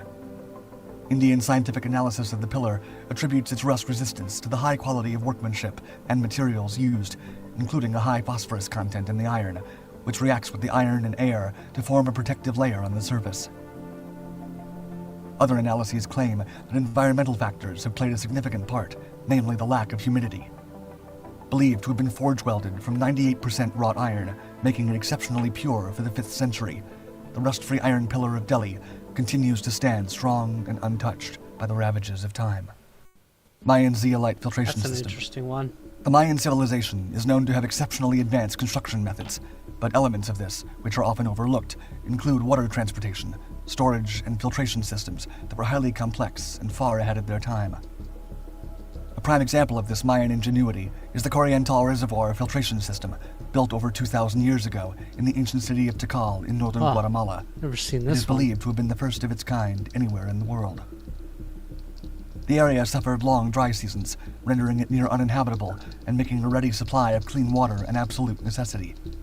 Simply constructing reservoirs worked to capture water, but they were susceptible to dangerous... So NVMe drives are very easy, but you know, obviously if your motherboard doesn't have a spot for NVMe drives, then it would be pretty hard. Yep, just like when Mr. Footbag, it's really easy. Just as long as you have an NVMe spot in your hard drive, in your motherboard. Contamination from fecal matter, toxic algae, and heavy metals such as mercury seeping in from the rocks in the earth. However, thanks to the Coriantal Reservoir, Tikal flourished and thrived for more than 1,000 years. The city peaked around the year 700, at which time it's believed to have been home to some 45,000 people. The key materials for this ancient water treatment were crystalline quartz and zeolite, a compound of silicon and aluminum. The materials worked together as a molecular sieve, adept at eliminating contaminants. Traces of zeolite have been found at Tikal, even though it is not naturally available in the immediate area, demonstrating that the Mayan people deliberately transported it to the city and incorporated it into their water supply. Historians are still trying to find out exactly how they actually applied zeolite to their water system, but it is believed that the supply of water may have been passed through a sort of fabric screen woven from reeds and enriched with zeolite sands. We do not know, and we may never know, exactly how a society as early as the Mayans came to understand filtration, which occurs on a level too small for the human eye to perceive. One archaeological geologist from the University of Cincinnati even said, quote, "When it comes to purifying water, the Maya were millennia ahead." To this day, zeolite is still used in the filtration of commercial bottled water, wine, and many other beverages. Flexible glass. 2,000 years ago, during the reign of Tiberius Caesar, a glassmaker was said to have made a discovery so profound it threatened the very foundation of the Roman Empire's economy. His invention? Vitrium flexibile, or flexible glass. If you have a newer style, if you have a hard drive that's been made in the past like 5 years or so, it's probably most likely got an NVMe drive. A material so miraculous, so unusual, it defied the conventional understanding of what glass could be. Referred to in two major historical texts, Pliny the Elder's Natural History and the Satyricon, written evidence suggests that one particularly skilled glassmaker managed to create a flexible version, utilizing secret methods that had been developed, refined, and passed down over millennia. It is said that the craftsman was invited to show his work to Caesar, and demonstrated his unbreakable cups by throwing them and battering them out of shape with a hammer, only for them to regain their shape moments later. According to one version of the story, after showing his work to the emperor, the glassmaker's workshop was shut down in order to prevent the depreciation and devaluation of precious metals like gold. It was feared that if such an incredibly valuable and useful new material reached the people, it might inadvertently bring the great Roman economy to its knees. According to an alternative version of the story, the glassmaker was asked if anyone else knew how to produce flexible glass. When he replied no, the glassmaker was executed on the spot, ensuring that his secret methods perished with him. The authenticity of this story is debated, but the development of modern flexible glass materials, such as fiber optics and foldable smartphone screens, has given some plausibility to the possible existence of this ancient invention. Mithridate. Humanity's quest for health and wellness has sparked remarkable innovations throughout history, even when medical knowledge was scarce. Some of these ancient remedies and elixirs have been lauded for their purported benefits, transcending generations and shaping history. Take, for instance, a period stretching from the Middle Ages to the Renaissance. Amid the rampant diseases and widespread poisonings, a mysterious remedy known as mithridate emerged. This sought-after concoction promised a cure for various ailments, making it a priceless commodity, especially for the elite of that era, who were often engaged in deadly power struggles. Mithridate was a veritable witch's brew, featuring up to 65 different ingredients, according to some sources. The primary aim of this medieval cocktail was to build resistance to the prevalent poisonings, a favored method of execution amongst the era's more ambitious ruling class. It was named after the first-century ruler Mithridates from the Kingdom of Pontus, now known as modern-day Turkey. Legend has it that Mithridates' mother orchestrated the poisoning of his father, setting off a bloody struggle for the throne with his brother. Fearful of falling victim to a similar fate, his paranoia led him to the creation of Mithridate. After narrowly escaping an alleged assassination attempt, Mithridates sought refuge in the wilderness for 7 years. During this self-imposed exile, he routinely ingested non-lethal doses of natural toxins to build immunity. It was this rugged survival strategy that inspired the formulation of Mithridate. Even today, several recipes for Mithridate exist. They feature an eclectic mix of plants, herbs, and rare botanical elements intended to be ground and combined with honey for ingestion or blended into wine as an antidote to poison. However, the original recipe remains lost to time. These days, Mithridate is considered semi-mythical, with many historical figures claiming to have benefited from its healing powers, including Oliver Cromwell, whose acne was apparently cured by it. Are you ready to unlock the secrets of the past? Subscribe now to Dark Five's brand new Ancient Mysteries channel, and embark on a journey to uncover the most enigmatic and awe-inspiring mysteries of ancient times.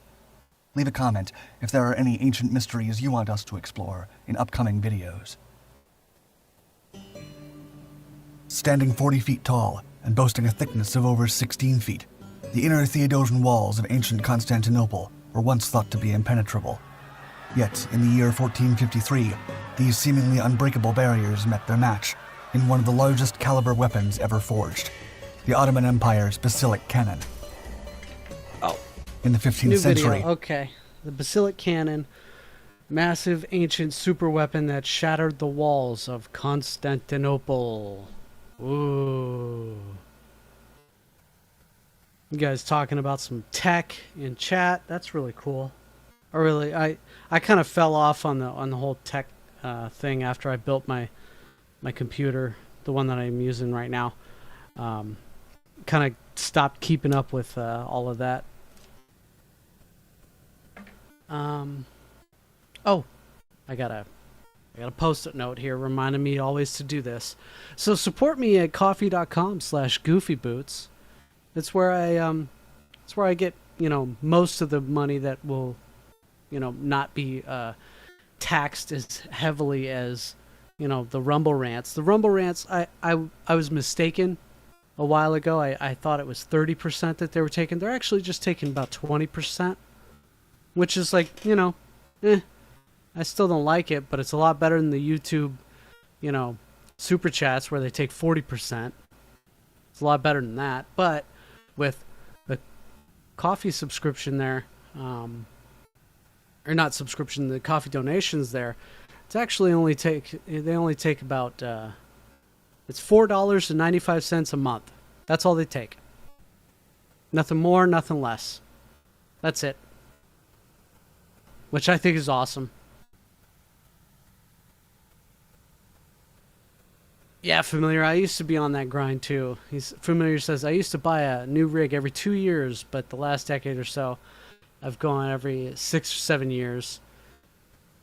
Yeah, the shit is definitely fast enough now. Okay, so the basilic cannon, I know damn near nothing about this. So anyway, yeah, Rumble Rants, money me, money now. Coffee.com, basilic cannon. Standing 40 feet tall and boasting a thickness of over 16 feet, the inner Theodosian walls of ancient Constantinople were once thought to be impenetrable. Yet, in the year 1453, these seemingly unbreakable barriers met their match in one of the largest caliber weapons ever forged, the Ottoman Empire's basilic cannon. In the 15th century, the development of the cannon marked a groundbreaking advancement in artillery. The colossal weapon proved to be a catalyst for military and diplomatic transformations, heralding a new epoch of siege warfare and defensive tactics. Constructed when cannons were still in their infancy, the basilic cannon's massive size and historical significance assured its place in the annals of history. The cannon's tremendous power was indisputable. However, even its ambitious creation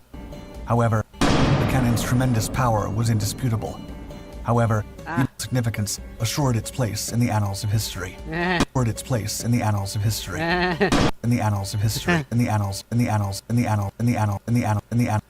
of history. The cannon's tremendous power was indisputable. However, even its ambitious creator could not have foreseen the pivotal role it would play in the 1453 siege of Constantinople. I'm a child. Theodosian walls.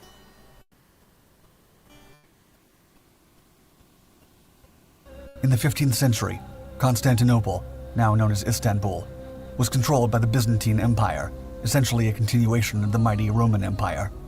The city has always been considered a crucial strategic stronghold, controlling access to various other nations, especially by sea. With Constantinople as their capital city, the Byzantines ruled for 1,000 years after the fall of their predecessors, becoming a powerful military, economic, and cultural force throughout Europe.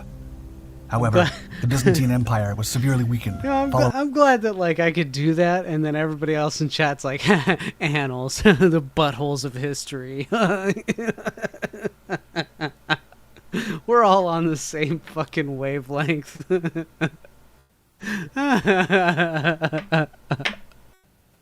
Following defeats during the Fourth Crusade. Subsequent disputes with other Balkan rivals weakened the empire further. I love you guys. Constantinople itself shrank from a population of 400,000 in the 12th century to only 40,000 by 1453. At the same time, the Ottoman Empire, later known as the Turkish Empire, was expanding and sought to overthrow the Byzantines by finally capturing Constantinople. Led by the 21-year-old Sultan Mehmed II, the Ottoman army vastly outnumbered the Byzantine forces stationed at Constantinople, with an estimated 80,000 soldiers and 70 pieces of artillery, compared to just 7,000 defenders. Although limited in numbers, the Byzantine forces were led by the experienced Emperor Constantine XI Palaiologos, and they were confident with the city's infamous defenses. Constantinople was known for its near-impenetrable walls, the most advanced in the world at the time. Some parts of the wall surrounding the city had been standing for more than 1,000 years, namely the Theodosian walls. Constructed from huge, yet precisely cut limestone blocks during the reign of Emperor Theodosius II, the walls defended Constantinople from both sea and land.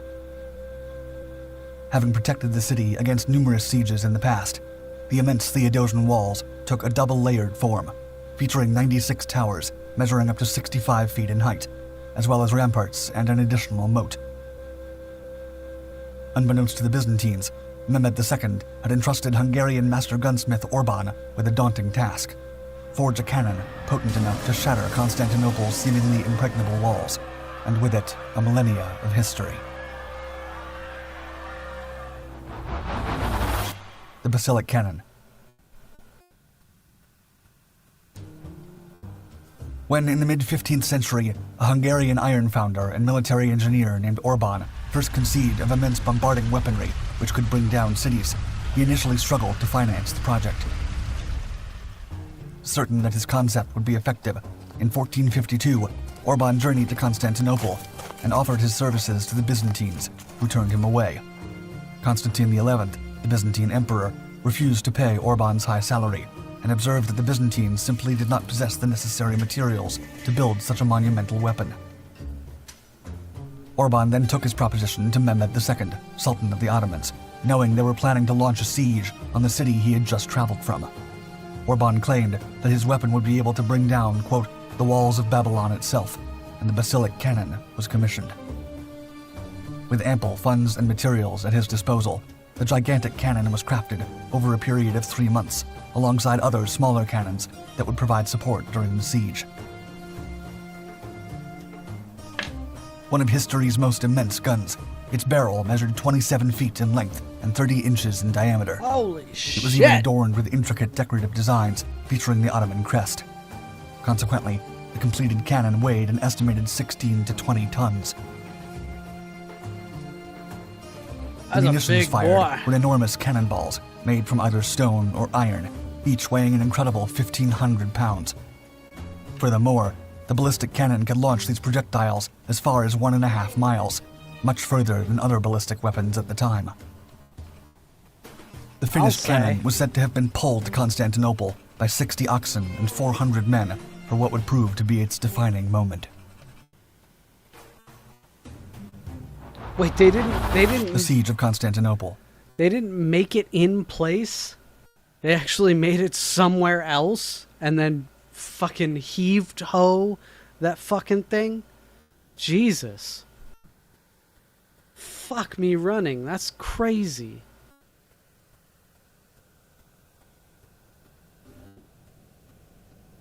The Byzantines were confident that the city's defenses would keep them protected until help arrived from other Christian forces in the west, but they ultimately underestimated the scale of the Ottoman artillery. Sultan Mehmed and his forces launched a multi-pronged attack on Constantinople, aiming in part to bring down the Theodosian walls. For the first few days, he had his army claim the small castles and settlements that lay outside the walls. The fleet, estimated to have consisted of 110 ships, attacked from the sea, while cannons were deployed on land, within range but still a safe distance from the city. In early April 1453, the bombardment commenced, and on April 24, 1453, Orban's massive gun fired twice on the inner wall. The first shot struck the inner wall with enough force to cause it to tilt. The second shot finished the job, causing a large portion of the wall to collapse and opening up a gap 30 feet tall.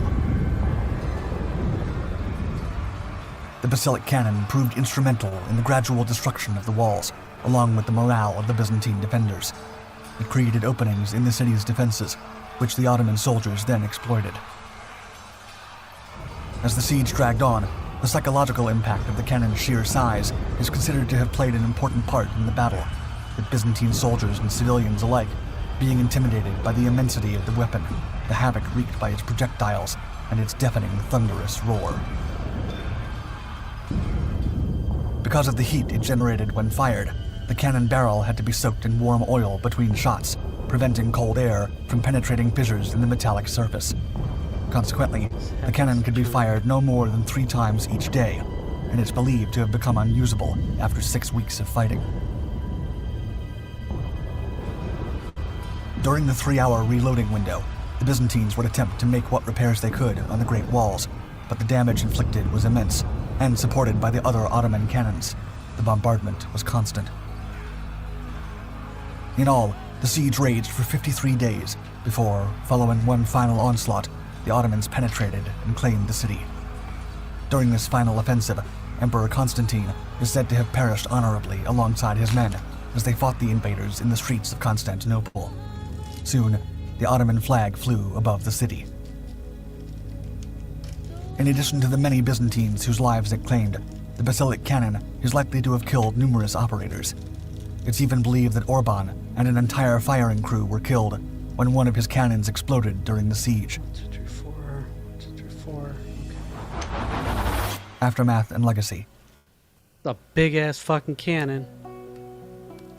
The fall of Constantinople was a pivotal moment in history, ultimately marking the end of the long-conquering Roman Empire. It's also considered by historians to denote the definitive end of the medieval period. Furthermore, the fall of the city led to a shift in siege warfare, being the first time that such advanced defense systems as the Theodosian walls had been razed to the ground by gunpowder. The legacy of the basilic cannon played another important part, influencing the perception of the Ottoman Empire held by European powers and demonstrating their technological prowess.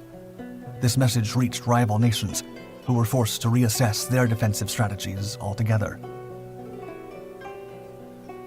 Despite its role in the siege of Constantinople, the basilic cannon was not without its limitations. Its sheer size and weight made it extremely challenging and impractical to transport over long distances. Yeah, that's why I was surprised. When, I was due to surprised these that they didn't make it and build it in place and, only use it for against Constantinople. They made it somewhere else and then fucking transported it to the walls. That's weird. Practical limitations, its design was retired not long after Constantinople's fall. The basilic still had an important role to play. It would inform and inspire the creation of numerous other large pieces of artillery, notably the Dardanelles gun and the Tsar cannon of Russia. The Dardanelles gun was cast in 1464 for Sultan Mehmed II, just 11 years after the basilic cannon on which its design was based, and it set the standard for siege artillery. Cast out of bronze and capable of being partially dismantled for transportation, The Dardanelle gun remained in service for more than 340 years, during which Turkish forces even used it against the British Royal Navy. The Tsar cannon of Russia, also inspired by the legendary Basilic cannon, was constructed in the late 16th century, but served a primarily symbolic purpose. Despite being the largest caliber cannon ever made, it never saw action. The Tsar cannon sits outside the Kremlin to this day.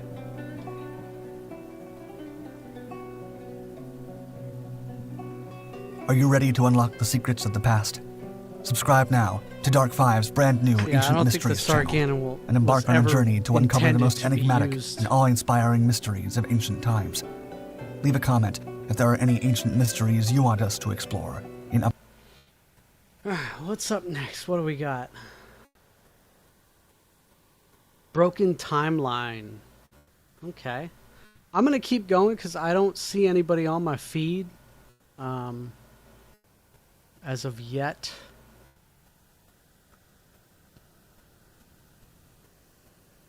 What the heck? Oh, that's right. I just subscribed to Mail Rat, and so all of a sudden my feed changed. You were playing just a couple hours. You were playing this morning. Oh, I'm sorry. Damn, man. I'm sorry I wasn't following you earlier, man. I'd have been watching you, man. Yeah, I'm gonna keep going. I guess until I don't know, maybe another hour or so. I really want to get this done. This is my first commission piece, and yeah. Oh, I should do the. I should hawk my shit. Coffee.com/goofyboots. I got a low end goal for right now. It's just $25. I'm just about 5 away from it. I think it's 80% of 25. Yeah. So just a couple dollars shy. And I got my shop started. I'm gonna start putting up more things like Princess Leia and the Mad Hatter. He's holding my phone right now. I'll put up more things, but right now I got legally distinguishable and not copyright infringing Jessica Rabbit or Resica Jabbit. Only $40. I'm pricing it to sell. Anyway.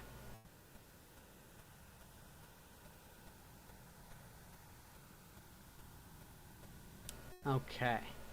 Upcoming videos.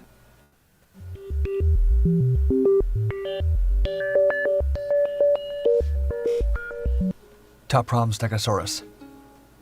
In the depths of Cambodia's jungle lies the ancient temple of Taprom, where an unexplained carving challenges the boundaries of time. Amongst the intricate reliefs, one image stands out, strikingly resembling a Stegosaurus.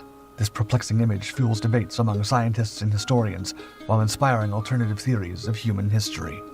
Built near the iconic city of Angkor Thom during the reign of King Jayavarman VII, Taprom was once a bustling Buddhist monastery and center of learning during the 12th and 13th centuries. The temple housed over 12,500 individuals, including 615 dancers, 18 high priests, and 2,700 officials. Its storied history of growth and prosperity is etched into the countless carvings and reliefs adorning the site. Following the collapse of the Khmer Empire in the 15th century, the jungle reclaimed Taprom, concealing its secrets for centuries. It wasn't until 21st century preservation efforts began that Western researchers rediscovered the site's intricate bas-relief carvings. Preservationists opted to maintain the temple's picturesque state, interwoven with the surrounding jungle. The enigmatic carving in question, located east of the main sanctuary, depicts an animal bearing a striking resemblance to a Stegosaurus. It's woven with the surrounding jungle. This site is often featured in, or even copied in modern TV, modern movies. They often try and get, permission from the Cambodian government to feature this site in their movies. You might recognize it. I think Tomb Raider tried to get here, and the original one with Angelina Jolie. I don't know if they got approval or not, but I do know that they tried to. The enigmatic carving in question, located east of the main sanctuary, depicts an animal bearing a striking resemblance to a stegosaurus. This seemingly inexplicable image fuels theories of human and non-avian dinosaur coexistence, although mainstream science dismisses such claims as pseudoscientific. More plausible explanations suggest the carving's plates represent lotus leaves or other foliage, a common motif found throughout the temple. The animal could be a rhinoceros, chameleon, boar, or mythological creature, as seen in other reliefs at Taprom. Despite the uncertainty surrounding the carving's true nature, some young Earth creationists have seized upon it as evidence to bolster their theories. Another alternative hypothesis posits that the carving is indeed a stegosaurus, but was etched as a hoax by modern hands, perhaps those of someone working on one of the many films which have used Taprom as a location, most notably Tomb Raider. Oh, okay, so they Taprom did. is now a UNESCO World Heritage Site, but academics have yet to reach any consensus regarding what the dinosaur of Taprom is supposed to represent. Acambaro figures. In 1944, in the heart of Acambaro, Mexico, German immigrant Waldemar Julsrud made a staggering discovery: a stash of 33,000 seemingly ancient ceramic figurines. Among the array of figures portraying various human races, from bearded Caucasians to Sumerians and Egyptians, emerges a peculiar group of creatures resembling dinosaurs. The incongruity of these ancient artifacts with the familiar chapters of human history sparked intrigue and controversy that has endured Well, I mean, for that decades. one could be like a, On a you seemingly know, ordinary porcupine. day, Julsrud rode his horse across the farmland, unaware of the secret buried beneath the soil. As the legend goes, he chanced upon this treasure trove and enlisted the farmer to unearth the figures, reimbursing him for each piece unearthed.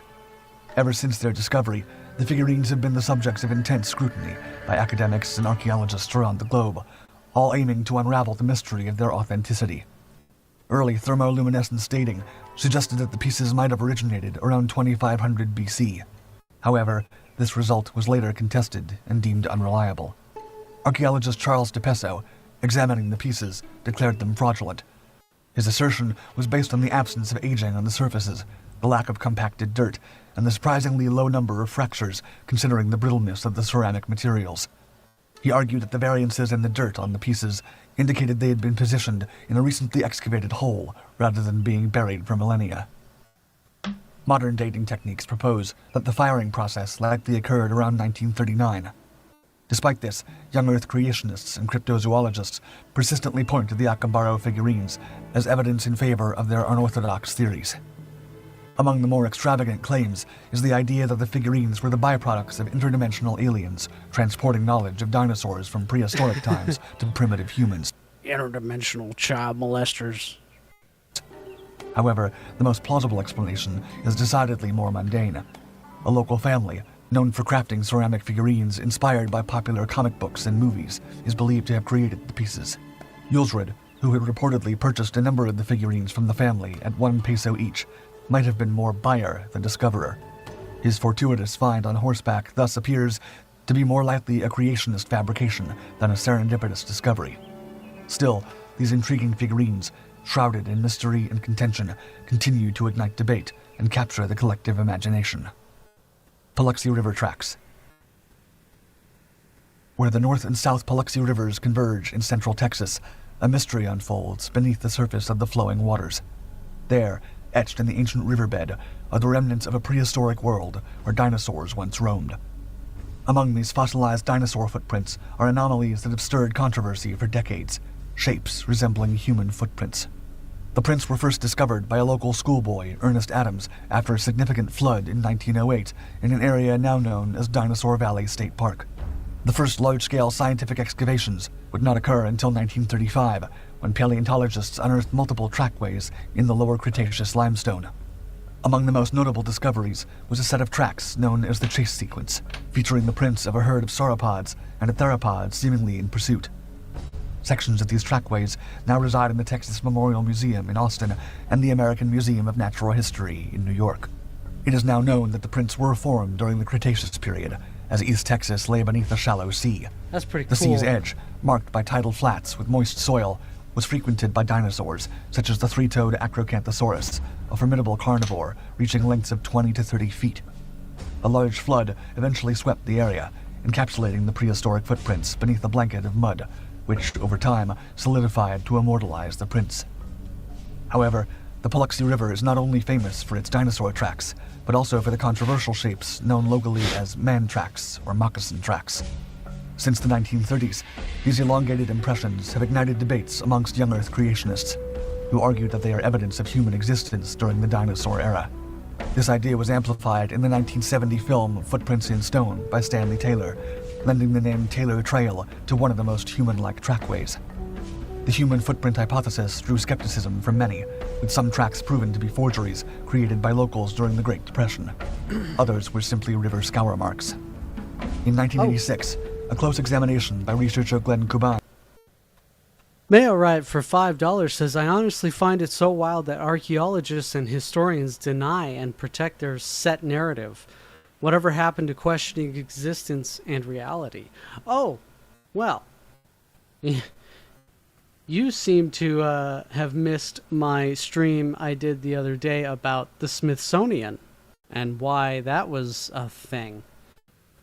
It was the whole stream I did with I think it was the Y-Files, and they're the ones who first made me hip to it. Hey, Pax Americana, thanks for coming by. The Smithsonian's,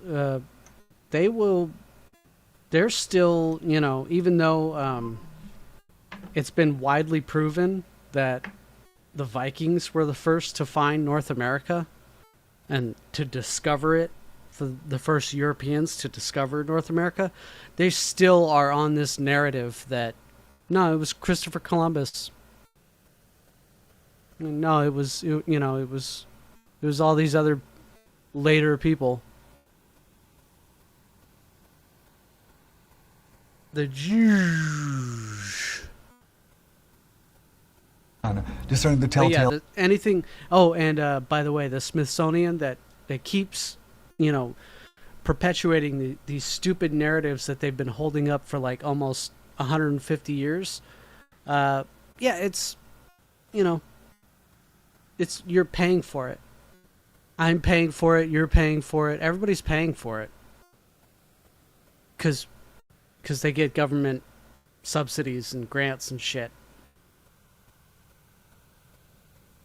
Don't worry about it, Mayo. I'm just messing. I'm going on a rant right now because I really hate the Smithsonian and I really hate, what they're doing, and I really hate that you and I were all paying for it, and they're holding secrets, much like the in the scene of Indiana Jones where they're locking up the motherfucking Ark of the Covenant, and they're putting it in a box and they're putting it in a warehouse somewhere. That's where most of their shit is. It's just locked up in some bullshit. Whoa. What's going on here?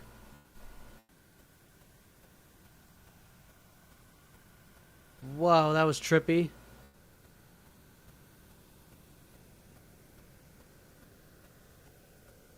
We're still live?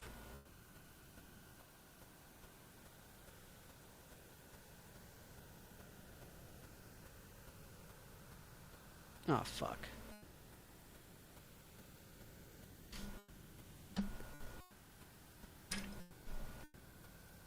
Yeah, we're still live, right?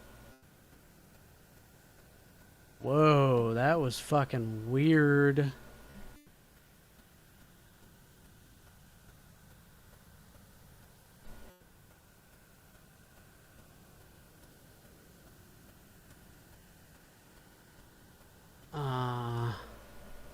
Yeah. Oh, if Rumble kicks me out, I'm gonna be so fucking pissed. Oh, I'm gonna be so pissed if Rumble kicks me out.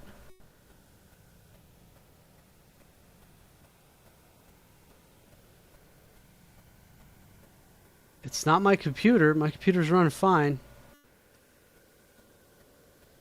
Oh yeah, I'd be so pissed if Rumble kicks me. Hey, if just letting you know, yeah, I see you guys in chat. You're saying we're all good still.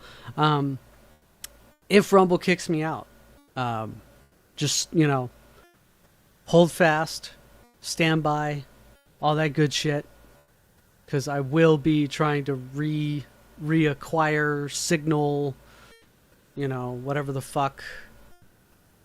I'll still be trying to do shit. Okay? So, yeah.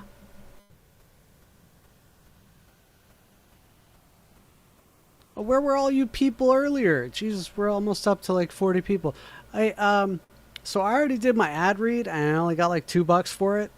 So if some of you guys are, you guys are bored, you guys came over because, yeah, there's ROTC isn't on right now, and you got some money in your pocket. Maybe you were looking to donate to ROTC. Hey, support me here at coffee.com/goofyboots. There's a link in the description too. Or if you don't want to sign up, you can do the Rumble rants. That's cool too. Just, throwing that out there. Don't want to tell you what to do, but give me money. V shape and claw marks, indicative of three-toed bipedal dinosaurs in these tracks.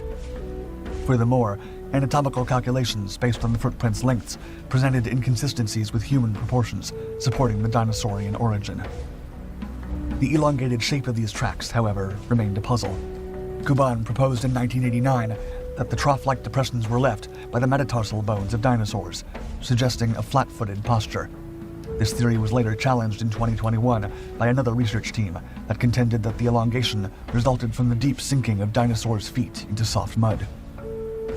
Thus, the Paluxy River's riverbed continues to reveal its secrets piece by piece, offering glimpses into the past while sparking debates that echo into the present. The story of the dinosaurs is firmly etched in stone, while the supposed human footprints remain a fascinating, albeit controversial, footnote in paleontological history. Footnote? Did you hear what he did there? Ica stones. Peru is home to a treasure trove of ancient artifacts and structures that permeate the landscape, with the Ica stone. Mayo right for 10. LOL. Add crystal hot sauce to the wheel. I have not tried that, but for that 10, I will see if it's available here. I'm located in Southern California. I'm not a Florida guy. As much as I would want to be, as much as they would hate me to be there because I'm a California guy, I will try it. I will look for it and I will try it. The regular crystal hot sauce, or what did Major Tom says he has like the better there's like a better version. I'll try it. Anyway, I will restart this segment because we got some people moving in here, checking it out. Ica stones. Peru is home to a treasure trove of ancient artifacts and structures that permeate the landscape, with the Ica stones among the most mysterious. Carved from volcanic andesite, these stones, ranging from small centimeter-wide pieces to colossal boulders, are canvases for a plethora of intricate engravings etched into their dark, oxidized surface. The Ica province has yielded thousands of these intriguing stones, each meticulously engraved with styles reminiscent of the area's known ancient civilizations. Hot sauce. Estimates They damn of the near local give it number of away. Ica stones range between 50,000 to 100,000. Records of such artistically inscribed stones trace back to the Spanish conquest in the 15th century. A Jesuit missionary, fascinated by these artifacts, cataloged examples and shipped some back to Spain. Yet, archaeological expeditions in the 19th and early 20th centuries yielded no such treasures.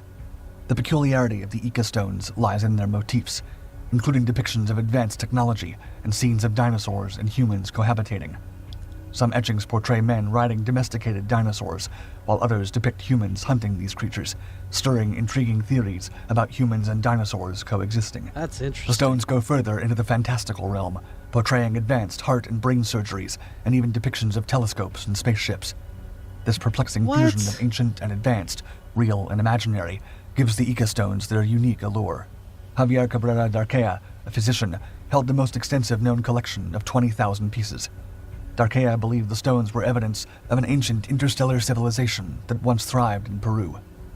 However, most of Darquea's collection was purchased from a farmer, who later confessed to carving the stones, exploiting Darquea's belief and tourists' appetite for unique souvenirs.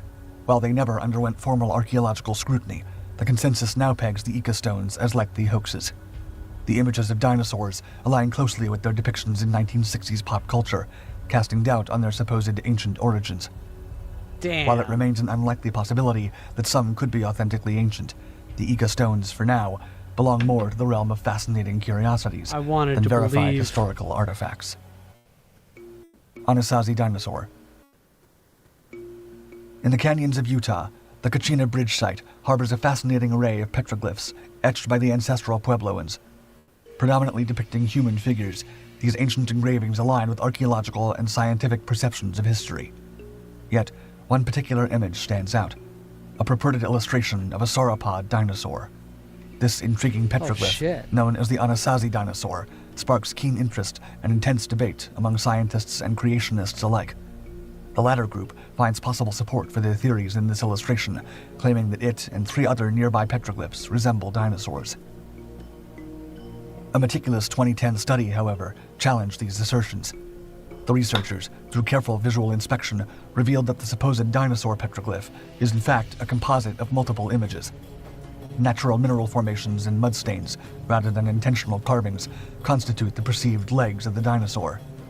The study further dismissed the other 3 dinosaur-like images as mere mud stains and illusions, declaring that these ancient depictions provide no evidence to support creationist theories. Despite the dinosaur petroglyph hypothesis being thoroughly debunked, the region, marked by its trio of natural bridges, possesses a rich history of ancient settlement. Evidence points to the ancestral Puebloans populating the area as early as 7500 BC. Don't tell Approximately Wendy 1300 this. years ago, Yeah. these ancient people began constructing stone edifices, including a granary, transforming the region into an archaeological treasure trove. European exploration, led by gold prospectors, only began in 1883, unearthing the region's remarkable past.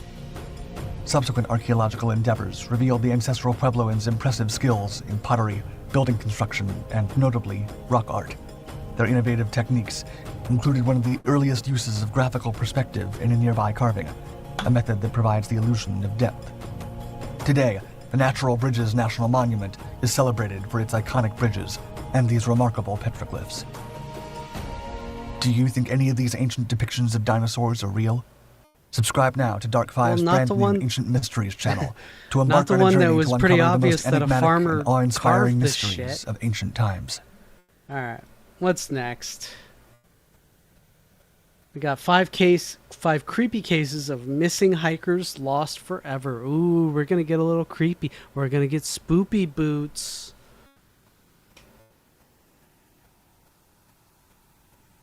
Familiar. Wendy going off about dinosaurs is really the reason why I watch Rift Party. Yeah, that's why you watch on Saturdays. Just for Wendy's. Wendy's Dino Facts. Alright, we're getting spoopy. Kenny Beach. The Mojave Desert is one of the most inhospitable places on the planet, and many have ventured into it, never to return. Kenny Beach, however, was a seasoned long-distance hiker, and he was confident in his abilities. When not hiking, Kenny was active on YouTube, often interacting with a group named Serious Disclosure, which describes itself as being, quote, interested in the development of a peaceful relationship with extraterrestrial intelligence, which has been visiting planet Earth for decades, if not centuries. That's the one that In the comment section of one Dr. video, Greer. which was an apparent witness testimony titled Son of an Area 51 Technician, Yeah. Kenny left a comment. It read, quote, "This ain't nothing. I am a long-distance hiker. One time during one of my hikes out by Nellis Air Force Base, I found a hidden cave. The entrance to the cave was shaped like a M perfect cave? capital M. Yeah, the M I always cave. enter every cave I find, but as I began to enter this particular cave, my whole body began to vibrate. The closer I got to the cave entrance, the worse the vibrating became. Suddenly, I became very scared and hightailed it out of there. That was one of the strangest things that ever happened to me.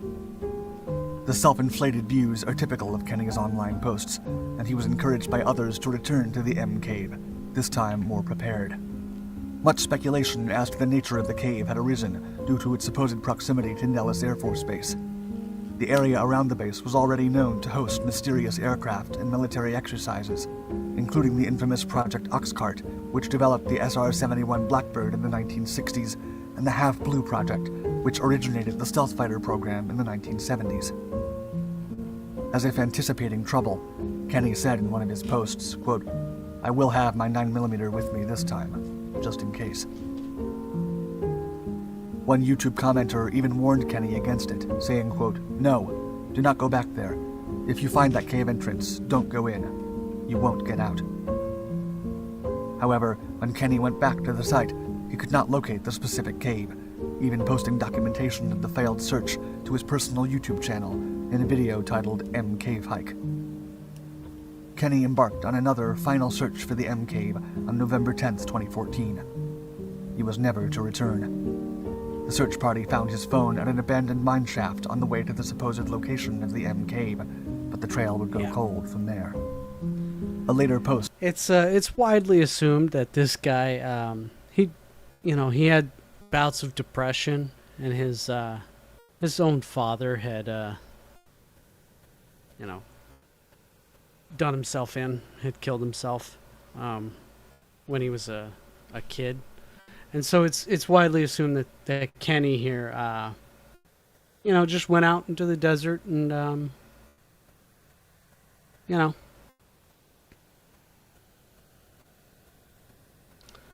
Goofy, how high?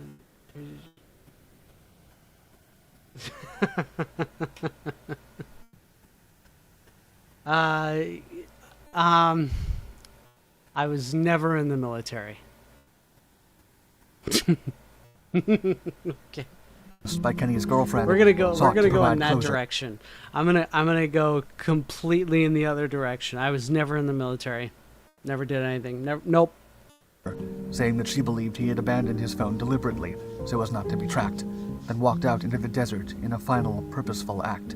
Oh, so others maintained he that said Kenny exactly found what the I was saying and met his maker there. Isdal woman. Oh, this one's a good one, too. On November too. 29th, 1970, a man and his 2 daughters were hiking in the Ice Valley, Norway, also known as the Death Valley, due to the area's reputation for hiking accidents. It was here that an unusual burning smell led one of the daughters to the body of a woman who appeared to have died under mysterious circumstances. The body was heavily charred, but there was no sign of a campfire nearby, and she appeared to have died lying on her back in a deliberate position. The burns to her clothes and skin were so severe that she could not be visually identified. A few days later, police found 2 suitcases belonging to the woman at a railway station, which contained cash in various currencies, glasses with her fingerprints on them, and a notepad with curious coded entries. Any identifying information had been meticulously removed. An autopsy gave the official cause of death as a combination of being incapacitated with a large dose of 50 to 70 sleeping pills and being burnt, as indicated by the soot in her lungs. Police decoded the messages in her notepad, finding a record of places she had visited, and it was revealed that the Isdal woman had traveled around Norway and Europe with no less than 8 fake passports and aliases.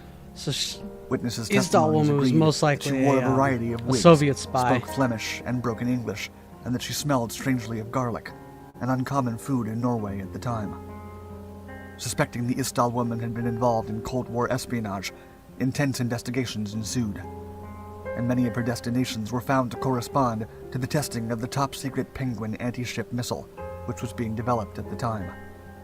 Even in recent years, details continued to emerge, such as the discovery of a handbag buried 40 meters from where the body was found, and the testimony of the son of a policeman who worked the case and felt that authorities were putting barriers in front of them to prevent discoveries, as well as the story of a man who claims to have had a chance encounter with the Isdal woman on the mountains shortly before her death. While it was officially concluded that the Isdal woman died at her own hand via overdose, others believe that she was murdered for her work as a spy, with some surmising that she was hunting Nazi war criminals. Whatever truly happened to the infamous Eastall woman is not yet known. Investigations persist, and evidence continues I really to be like found. that story, the Isdal woman. We'll probably watch that one after Eileen this Pua. video. In February 2015, when 18-year-old Daleen Pua told his grandmother that he was going to hike the infamous Haiku Stairs, also known as the Stairway to Heaven, on the Hawaiian island of Oahu, she did her best to dissuade him. The Haiku Stairs is a sheer and steep steel structure consisting of 3,922 steps that traverse the local mountain range. Daleen, known to his friends as Moke, undertook this expedition against his family's advice and against official guidelines that restricted people from venturing into the area. Perilous steps provide access to a formerly top-secret U.S. Navy radio station, which was built in the early 1940s as a powerful transmitter for the Pacific Fleet during World War II. It was decommissioned in the mid-1950s and officially closed to the public in 1987. Moke was last seen in person by his grandmother boarding a bus in Oahu, wearing a white long-sleeve shirt, black shorts, and carrying a red backpack. Moke shared various photos on social media, which confirmed that he was on the Haiku Stairs at around 11 a.m. on the day of his disappearance, even though they were supposed to be off-limits. When Moke didn't return, his family scoured through these images for clues, one of which caught their attention. It depicts, lurking in the bushes in the background, a man. With the photograph enlarged, a mysterious figure skulking in the vegetation can clearly be seen. He appears to be crouching behind a bush, downhill from Moke's location, possibly stalking him. Intense search efforts ensued, involving the fire department, drone pilots, and the U.S. Navy. At one point, 2 hikers who were interviewed reported hearing cries for help, but Moke remains missing to this day, as does the man in his photograph. Anyone who may be able to assist in the identification of the mystery man is urged to contact Crime Stoppers. Chris Kremers and Lisanne Froon. After Dutch students Chris Kremers and Lisanne Froon, aged 21 and 22 respectively, had saved up enough money, they set out for Panama on what was to be the trip of a lifetime. The pair were staying with a local family while volunteering at a school in a small mountain town when they set out on a morning walk along the El Pianista Trail, never to be seen again. What followed would spark years of speculation and theories. Search parties had no luck finding the girls after they were officially reported missing, and it was only when evidence began to present itself that this mystery gradually unfolded. Months after their disappearance, a backpack was found which contained their phones, camera, and travel documents. The phone's records revealed that attempts had been made to dial emergency numbers, which had failed due to a lack of reception. Oh, jeez. One phone's battery had died, but the I other haven't had been been reading intermittently chat, I'm switched sorry. on, presumably to search for reception and conserve its power. Its records show that it was checked occasionally over the course of 6 days, but that the PIN was never correctly entered, suggesting that Lisanne was trying to access Chris's phone without her. The camera contained photographs shot by Chris and Lisanne after they had apparently gotten lost and began trying to call for help. One photo shows the back of Chris's head with what many believe may be blood coming from her temple. Others show Chris and Lisanne's belongings spread across a rock, and it seems that some of the flash-illuminated pictures may have been taken to light their way through the pitch-dark jungle at night. Later that year, discoveries became increasingly morbid. Not far from where the backpack had been discovered, remains were found, including a pelvis bone and a boot which still contained a foot. In total, 33 bones were found, which DNA testing confirmed to belong to Chris and Lisanne. Speculative theories about Chris and Lisanne and what happened during their last few days continue to circulate. Most believe that the deaths were an accident, and that the 2 young women fell afoul of the jungle and its many creatures after becoming lost and disoriented. Unusually, those bones which belonged to Chris appeared to have been bleached, whereas Lisanne's did not. After close analysis under magnification, a Panamanian forensic anthropologist would later state, quote, "There are no discernible scratches of any kind on the bones, neither of natural nor cultural origin. There are no marks on the bones at all." Mostly harmless. One of the strangest and most unconventional lost hiker Oh, the cases hiker is that of a Mostly man Harmless? known as Mostly Harmless. Oh, yeah! Throughout 2017, This there was were a good numerous one. sightings of a bearded man walking south along the Appalachian Trail, starting in New York. Rather than a case of a lost person, his was a case of lost identity. Some of They those found who out who he encountered him was. took photographs and videos and exchanged conversation, in which he would give his name as Mostly Harmless and discuss his desires to be off-grid. He had made a conscious choice to travel without a cell phone. Mostly Harmless was, by all accounts, friendly and easy to talk to. He was last spotted alive in southwestern Florida in April of 2018. 3 months later, his body was discovered, curled up in a yellow tent at a campsite in Big Cypress National Preserve in Florida. Police found no identifying information, documentation, or belongings. The man's fingerprints and DNA were in no database, and the autopsy could not determine the cause of death, only that the body was emaciated. The case gradually gained momentum online among cold case fans and amateur researchers who formed a Facebook group to search for the man's identity. Through crowdfunding, the page managed to raise enough money to pay for advanced forensic testing of the man's DNA. The genealogical search revealed that Mostly Harmless was probably from Louisiana, but the trail went cold for months until a man named Randall Godso came forward. After seeing press about the case in online groups, Godso recognized Mostly Harmless as his college roommate. More than 2 years after the discovery of his body, the man who called himself Mostly Harmless was officially identified as Vance Rodriguez, a talented computer programmer who was indeed from Louisiana. Gonna go back a second. Testing of the man's DNA. So that picture right there, that's a computer-generated picture of him. And how they start that is they take a picture of him when he's dead, and you can kind of see, like, the way his mouth is hanging open. Yeah. That's how they got his initial picture. Mail Riot, Goofy, what about the conspiracy of the reptilian kidnapping people in National Forest federal land? I have never heard of that. I kind of want to know that now. You've tickled my curiosity. DNA. The genealogical search revealed that Mostly Harmless was probably from Louisiana, but the trail went cold for months until a man named Randall Godso came forward. After seeing press about the case in online groups, Godso recognized Mostly Harmless as his college roommate. More than 2 years after the discovery of his body, the man who called himself Mostly Harmless was officially identified as Vance Rodriguez, a talented computer programmer who was indeed from Louisiana. Due to his turbulent background and supposedly violent behaviors, Vance had become estranged from family and friends, which explained why nobody was looking for him. It had also taken so long to identify Vance because of the deliberate efforts he made to erase his tracks. No cause of death has ever been determined. The efforts made by those online to identify Mostly Harmless gave birth to the Kindness Project, which seeks to harness the power of the internet hive mind to search for the thousands of others that remain missing, either in body or in identity. Thank you for watching Dark 5.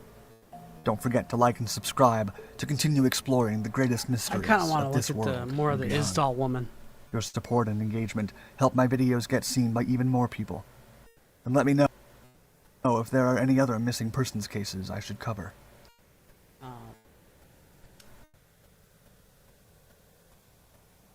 Check out, hold on.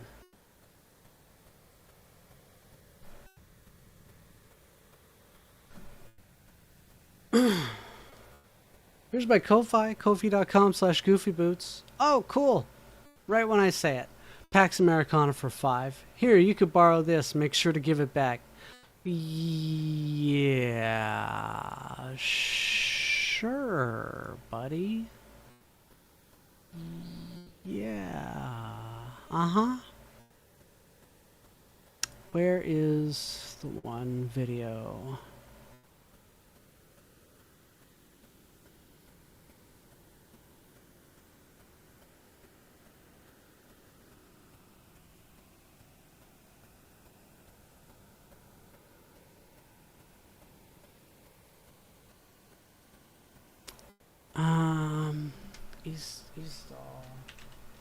Isdal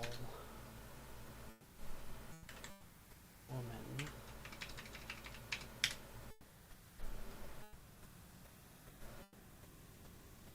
Oh, Joe Scott did a video on this woman. This guy's good. I like Joe Scott. He's This really video good. is supported by Brilliant. Earlier this year, I did a video on the Peter Bergman case, the unidentified man who washed up on the shore of County Sligo in Ireland, who nobody can seem to figure out who he was. It's a tragic story, but apparently it's very intriguing because holy crap, that video's taken off. And at the end of that video, I made reference to a few different cases, including one that only goes by the name of the Isdal woman. And I got a lot of requests for that one. Much like the Peter Bergman case, the Isdal woman case is a story of somebody who died mysteriously under unexplained circumstances with multiple conflicting pieces of evidence, and it's all shaped by the time and place and context that it happened in. And in the case of the Isdal woman, the time was 1970, the place was the icy mountains of Norway, and the context was the Cold War. Let's jump into it. Bergen, Norway is surrounded by mountains. How many mountains depends on who you ask, but the number 7 is the one that's usually used, probably because there were 7 hills of Rome. Though there seems to be disagreement on which mountains make up the 7. All the lists are different, but everyone seems to include Ulriken. Its snow-capped peak tops out at 643 meters above sea level, and it's visited by thousands of hikers every year. Some take the long way around the mountain, others ride the cable car to the top, where waiting for them is one of the most amazing views in all of Norway. But those who really want to rough it head to the north face of Ulriken, the face away from the city. It's a rugged and picturesque landscape that's not for the casual hiker, though it's relatively safe in the summers. In the winters, things get a bit more dangerous. After all, this valley is named Isludden, which means Ice Valley. Many hikers have died on this side of the mountain. And there's one particular segment of it that seems to be a particularly popular spot for suicides. Thanks, James. And this has led locals to call this particular part of the valley by a different name. Dedsdollen, the Valley of Death. And it's in this valley where on November 29, 1970, a middle-aged professor and his 2 daughters were taking a hike. It was cold and wet that morning, and as they entered a dense forested area of black spruce trees, one of the girls saw something that made her stop in her tracks. It was the badly charred body of a woman sprawled across the rocks. By the way, if you think that's the kind of thing that would maybe, scar a little girl for life, you would not be wrong. Oh, and another thing, I meant to mention that, because I'm just kind of, running into, time that I usually don't go into. If you have a link to an interesting video, by all means, do a Rumble rant. Send me the link. We'll watch it. Even today, as adults, those 2 girls refuse to talk about it. According to police reports, the woman's right arm was folded across her chest and her left arm was extended out in what they call a boxer pose or a graphic images, pose. sorry. This is actually common with burn victims because as the muscle tissue burns, it dehydrates and contracts in. I suppose I should probably do a content warning here. I don't do those very often, but yeah, there's going to be some graphic stuff in this video. Her body was naked, although the police think she was clothed before their clothes caught fire. Her body was charred, her face was burnt and unrecognizable. So the police turned to her belongings to try to figure out who she was and what happened, and this was not helpful. I'm hungry. The complete list of items that they found at the scene include, I'm just going to read these real quick, cuffs on the arms of synthetic material, the blackened remains of textiles on stomach, crotch, hips, and left knee, the remains of dark blue stretched trousers and a stocking on the right foot, matching left stocking nearby, one rubber boot of the type known as sailor boots, outline of a rubber sole on the right knee, plastic remains of a bag or purse, wool from a sweater, skeleton of a blue nylon lady's umbrella, mostly empty bottle of cluster liquor, 2 bottles of carabiner hooks, 1 partially melted found to contain water, 1 partially melted plastic white cup, shapeless remains of a plastic spoon, 1 partially burnt round plastic lid, 1 green checked woolen scarf with burnt end, a wristwatch found under her knee whose plastic cover had melted, freezing the hands at 12:32, and the remains of a matchbox, burnt bread or crackers, and a fur hat. A hat that smelled of petroleum. But that was the only trace of any fuel for the fire. There was no wood, no charcoal, no container full of flammable liquid or anything like that. But there was a container missing. The partially melted white plastic cup that I talked about earlier was the kind that goes on top of a thermos, and the thermos was not found. A 1970 thermos would have been made of plastic or metal with a glass inside lining, and that could have melted away completely if it was filled with gasoline, or her killer took it away. So the police set out to try to figure out who this person was and whether or not her death was an accident or a suicide or some kind of murder. The forensic examiner concluded that the body had been dead for about 6 days when it was found, which did coincide with some eyewitness reports on the 23rd that there was smoke in the air around 12:05 p.m. But the rest of the report from the forensic examiner's office was not helpful. Because the cause of death was ruled as a combination between carbon monoxide poisoning, which one would expect from a fire, and 50 to 70 sleeping pills. That's a fuck ton. It was of a drug sleeping called pills. fentanyl, which was often prescribed for people with anxiety or insomnia, and it was also, unfortunately, at the time, a pretty popular drug for suicide. Its recommended dose is around 30 to 320 Hey, it's Leo. milligrams a Hey, day, Leo. and the pills that she was taking were 60 milligrams, and she took 50 to 70 of them, meaning she took 3,000 to 4,200 milligrams of this stuff. Fuck off. That's more. 12 pills were undigested in her stomach, meaning she probably took those just before she died, which also means that she probably took the rest of them about 2 hours before that. So did she take all those pills at the hotel before she went out there? Chances are she would have had trouble walking around at that point, especially in the rocky terrain. Unless someone was helping her. There were no cable cars until later in the afternoon, so she couldn't have taken one of those. And there are roads on the mountain, but even if she had gone down those roads, there was still a long path downward that she would have needed to take from the road. So it is kind of hard to imagine. There's a big question of how she would have even been able to get to that spot after taking that many sleeping pills, much less set herself on fire once she got there. And why would somebody take that many sleeping pills easily enough to kill yourself and then set yourself on fire? Okay. So that really only means that she was there for a while at the spot where she died, and she had taken them, you know, after she had gotten there. So she had been there for a long time. That's the only clear explanation. She took them and she sat down and was held captive there. Sounds like overkill to me.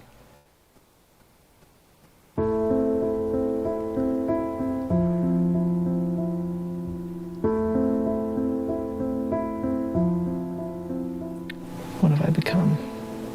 The police struggled to find an answer, but 3 days after they found the body, they got a big break. A coin-operated storage locker at the Bergen train station had expired, and inside the attendants found 2 suitcases. This got the police's attention because those bags had been put in there on the 23rd, literally just a few hours before the woman died. And in one of those suitcases were some sunglasses that had a very clear fingerprint. They were able to match that fingerprint to the Isdal woman, so it was definitely her stuff. This was a huge clue, and what they found inside was not helpful.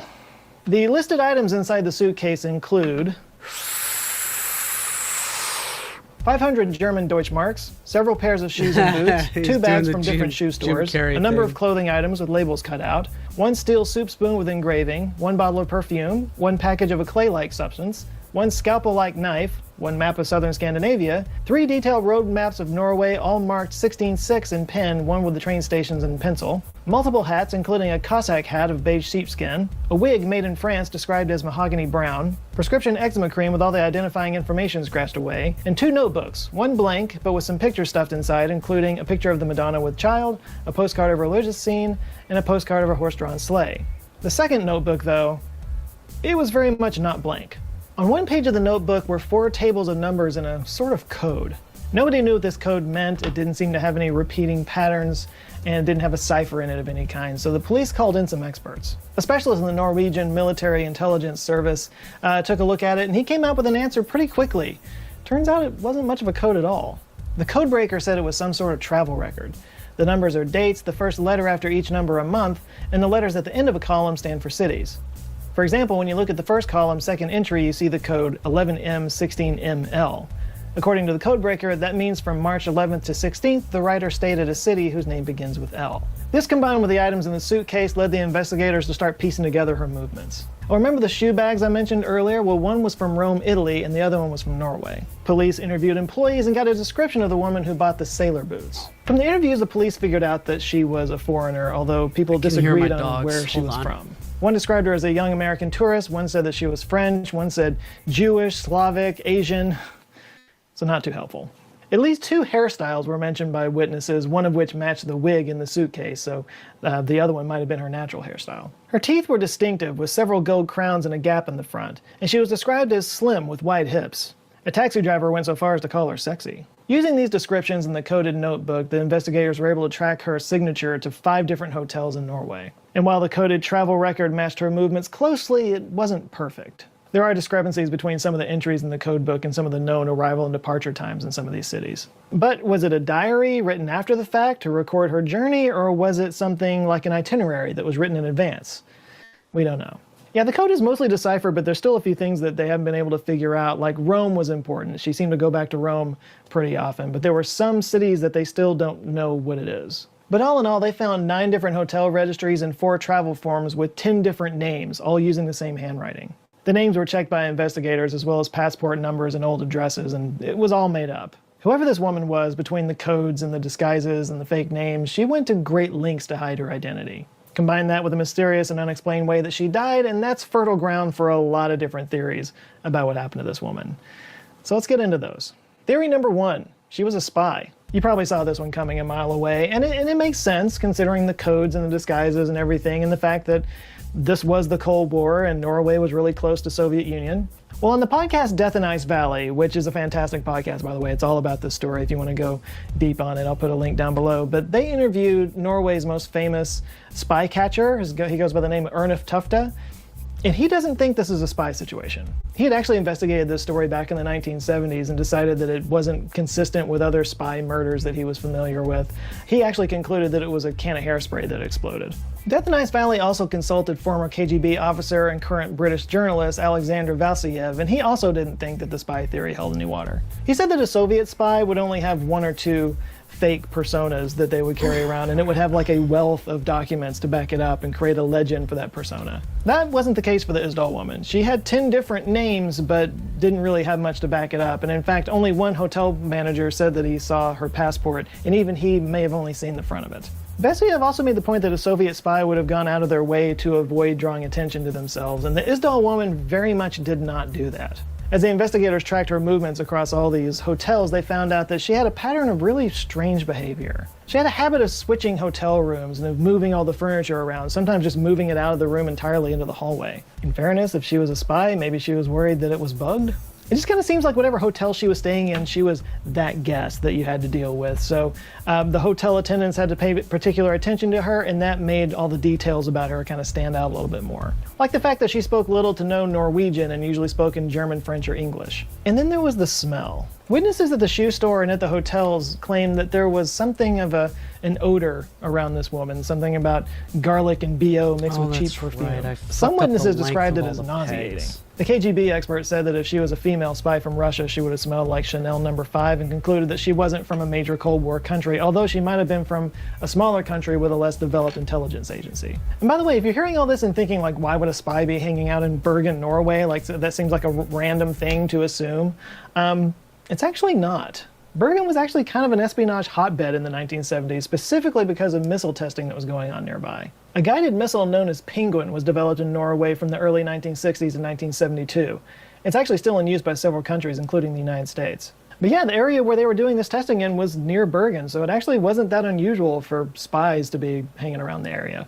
And there's one eyewitness account that may corroborate that she was there to get missile intelligence. In December 1970, police heard a story of a fisherman who claimed that he saw the Isdal woman speaking to a military officer near where the Penguin testing site was. Yeah, he apparently saw her talking for some time with a naval officer. Now, if that really was her, that brings up a lot of questions. Could this officer have been an embedded agent, or could she have been actually a courier, somebody who just transports messages from one spy to another? There's a lot of twists and turns here, but the question of whether or not she was a spy is still up for debate. Theory number 2. She was a sex worker. There is the possibility that the Isdal woman was a high-end prostitute, and the coded travel itinerary was from her, employer? Are they still pimps at that point? Or a log sheet, like that's how she reported back to her right, Joe. employer. What she was doing was illegal. It would make sense why she would want to use different identities to try to keep people from finding out who she was. The wig may have been to hide her identity. It may have been because a client wanted a brunette. And there were some eyewitness reports of men going into her room or dining with her or going out shopping with her too. Now, none of this, of course, tells us who killed her or why, outside of the fact that sex workers are often the target for violence. Theory number 3, there were multiple women. When you have so many disparate threads around one person, you have to eventually consider the possibility that it's not just one person. It's possible that some of the reports and eyewitness accounts that the investigators tracked down were actually describing different women. Now that's the theory of another author who looked into the case, a criminologist named David Morgan. He wrote a book called Isdall Woman, A New Perspective. I'll put the Amazon link down in the description below, and he was kind enough to respond to our emails and clarify some things for us, so I wanted to thank him for that. But in his investigation, he focused on a young American woman that was sought by police. Early witness reports made her a good candidate for the Isdall Woman, but there were some issues with her being the actual Isdall Woman, but like for the fact that some of the shoe shop employees described her differently than other people. One customer described her as a bit taller than usual, and she didn't say anything about the gap in the teeth. Though she did carry a bag with her that said California in large letters, which was corroborated by other eyewitness accounts, and she did have the apparently noteworthy BO. Now, police at the time ruled out the American woman because apparently some friends of the American woman had received some postcards that were postmarked 3 days after the Isdall woman died. But somebody else could have sent those postcards too. Bottom line is, as if this case couldn't get more complicated, it turns out there might be multiple Isdall women. Theory number 4, the serial killer theory. 2 years after the Isdall woman was found in September of 1972, Bergen was the site of another horrible tragedy. Another young woman, similar in age and physical appearance, was found murdered. But in this case, at least, we know who she is. Her name was Marianne Tunesved, and her death was also unsolved. Her murderer has never been found. Now, some have suggested that this may have been the same person who killed the Isdall woman, and there might be multiple women that this person has killed that we don't even know about yet. Now, there is a tiny amount of connective tissue here. It's not totally spurious. Marianne's mother, Edith, was actually a maid at the last hotel that the Isdall woman stayed in, and she gave a lot of very descriptive information to the police. Could it have been another guest who had stayed in that hotel at the same time as the Isdall woman, and then he came back through later on? Or, as Edith wondered, was it some kind of revenge against her for giving all that information to the police? Perhaps this guy killed multiple women, but the Isdall woman was the only one weird enough and mysterious enough to attract the attention that it got. This theory is very much up for debate. Now, there is another theory that's worth at least mentioning. You could call it theory number 5 if you want, but possibly she just had some mental illness. You know, she took 50 to 70 sleeping pills. That seems like kind of a hard thing to make somebody do. So assuming that she had some kind of mental illness that made her suicidal, she also seemed very paranoid. You know, she moved all her furniture around, she changed rooms. If, you know, people say if she was a spy, she might have done that. Or maybe she's just somebody who was paranoid and thought that there were people following her. You know, people with paranoid schizophrenia were not treated the same back then as they were today. Yeah. And it's possible that she traveled all around thinking that somebody was following her with these paranoid delusions and eventually just...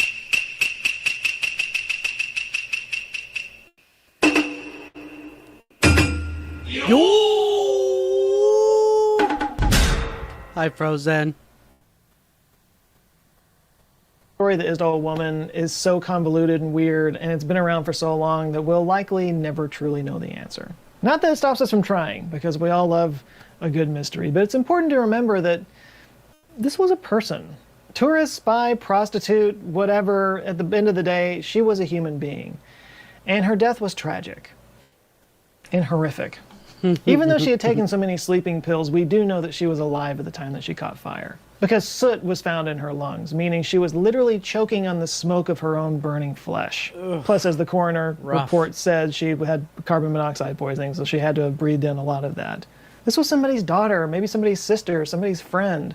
Somebody out there is still wanting closure for this. Whoa. And who knows, maybe they'll actually get that closure. Podcasts like Death in Ice Valley that I mentioned before are still researching this, and now they're applying techniques to it that just weren't available back in the 1970s. For instance, tests on the Isdall woman's teeth showed a chemical residue that suggests that she might have been from Nuremberg, Germany. Other tests show that she was probably older than she claimed on forums, maybe 40 to 45, although that would also contradict eyewitness reports saying that she was more in her early 30s. Maybe she used a lot of moisture? So we're learning about the mysterious case of the Isdall woman. Kind of a really fucking odd... Yeah, just really odd story. Very odd story. Or maybe the tests were wrong. Some argue that the teeth have been washed with a substance that does degrade DNA, and that some of the chemicals that they found that traced it back to Nuremberg are actually available in multiple places. Just like everything else in this story, there are multiple explanations. Another group that's looking into this is the DNA. Oh man, I was hoping on raiding you, Frozen. Damn, man. I wanted to raid that sweet ass. Damn. I was looking forward to raiding that sweet ass.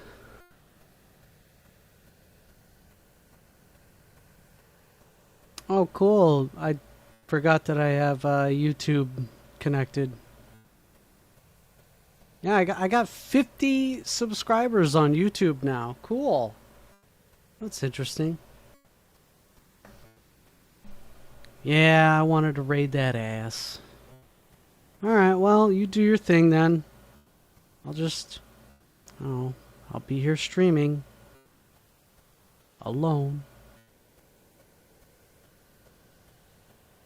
No Frozen. No sweet ass. Alright. Doe Project. DNA Doe has identified multiple John and Jane Doe since they were founded in 2017, including a previously unknown victim of John Wayne Gacy, the clown killer.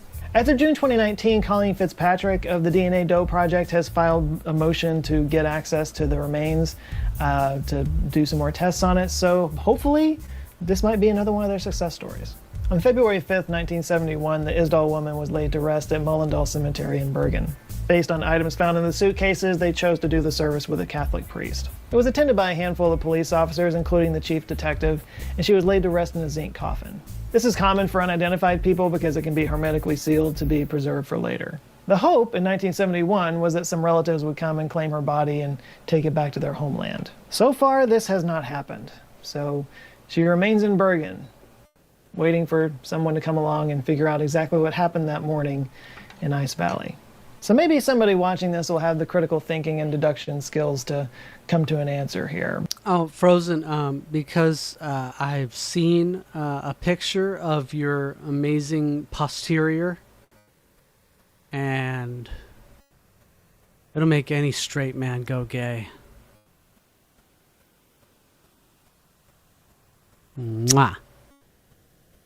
But if you don't think that your critical thinking and deduction skills are up to the task, you might want to superpower it with Brilliant. Specifically, Brilliant's Logic course, where you can sharpen your analytical skills to understand the basics of logic and deduction, including truth tables, logic gates, and even combinatorial game algorithms. And what's great about Brilliant is it's a different kind of learning platform. Brilliant uses visual and interactive lessons to teach you by solving problems, which is something we all know how to do on a certain level.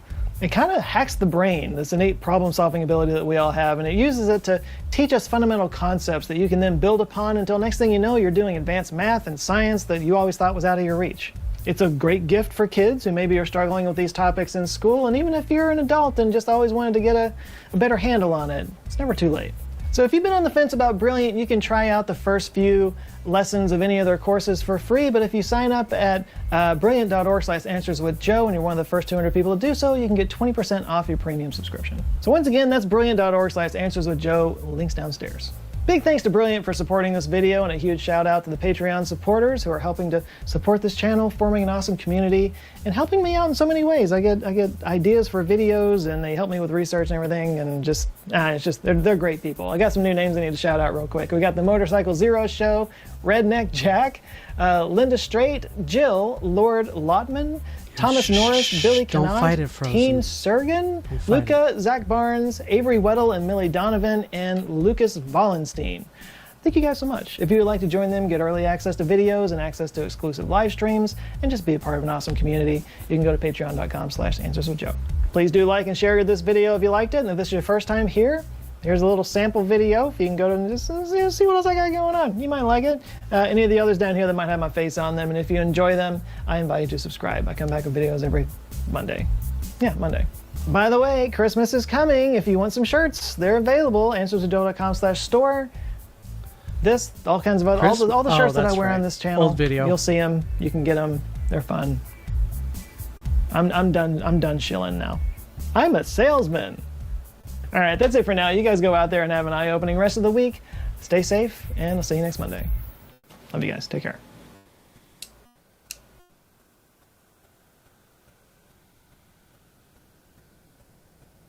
I, however, am not done shilling.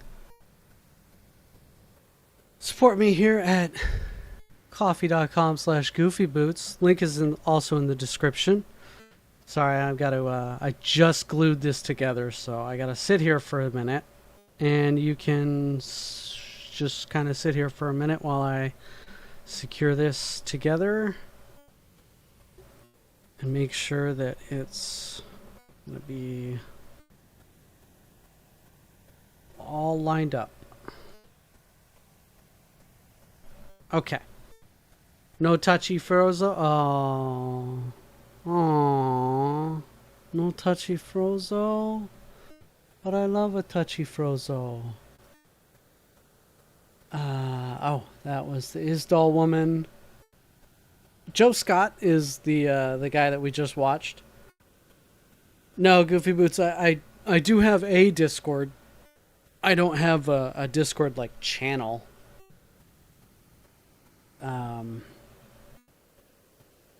This guy does a lot of stuff. Oh, the toxic lady from my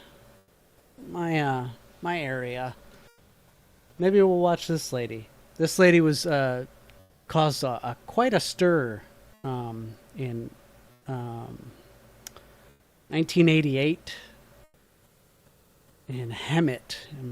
No, not Hemet. Moreno Valley. That's right. She was a lot of people. A lot of nurses just started like keeling over and getting sick when she was brought to the hospital, and they thought she was toxic. They still don't know why. Maybe we won't do that. Maybe we'll just put on some background music.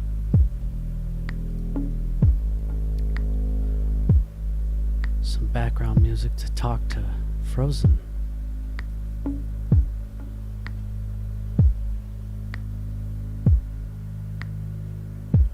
Hi, Frozen. You know, you got a very cute butt.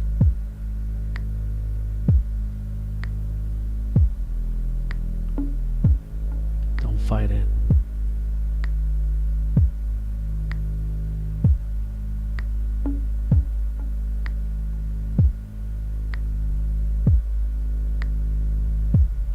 Swippity swoopity. I'm coming for that booty.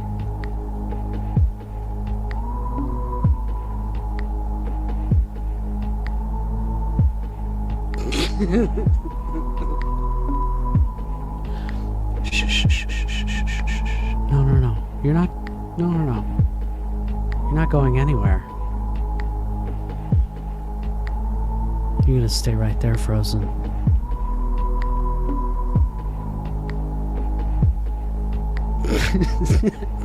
I can't.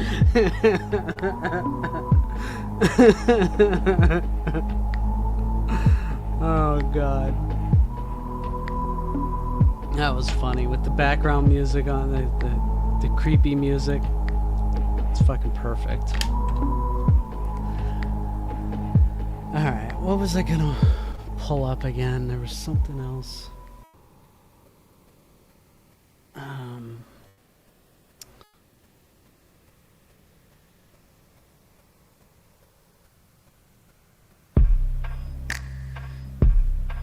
No, it wasn't that one.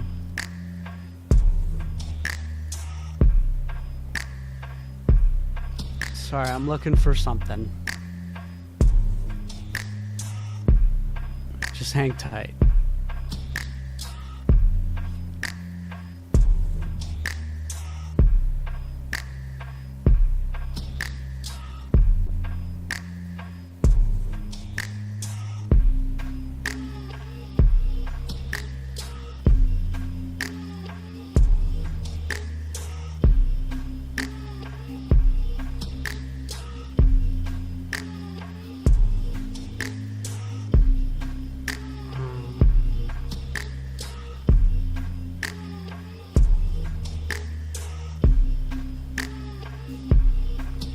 Are you going live soon, Mail?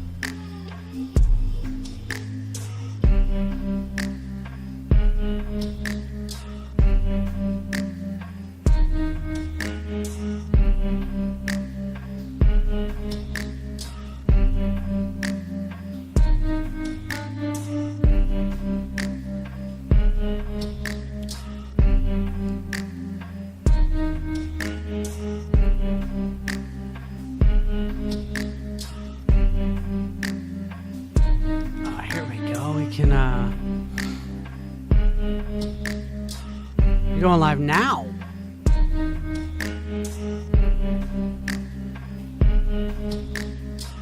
Well, guys, I think, I'm gonna call it. I went for 3 hours. I went for an hour extra. Real quick, before we raid, we're gonna raid Mayo. Go ahead and check out coffee.com/goofyboots. I have my store page up. I know I keep shilling it, but it's how I'm trying to make ends meet as far as the 3D printing goes. I have listed old girl we made. We finished up yesterday. She's listed for $40. She's listed to move.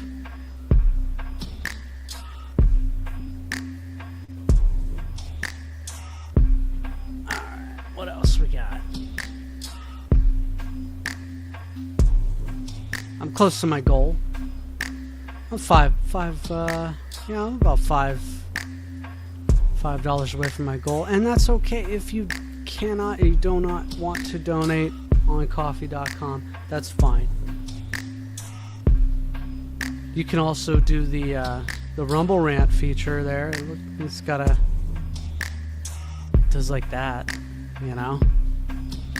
You could do that.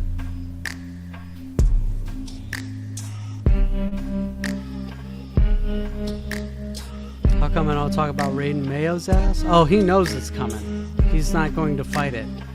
He knows it's coming. Huh! Coming!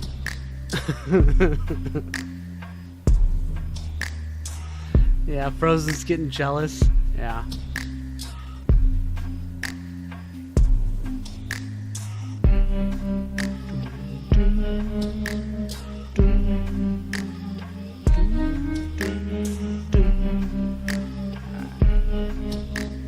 We'll grab this.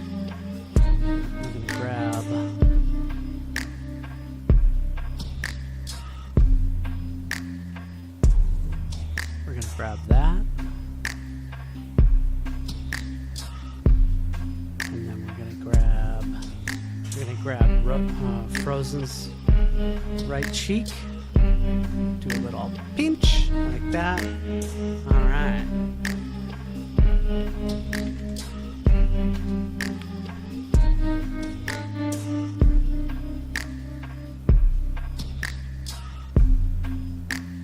Oh yeah, the raid never works the first time.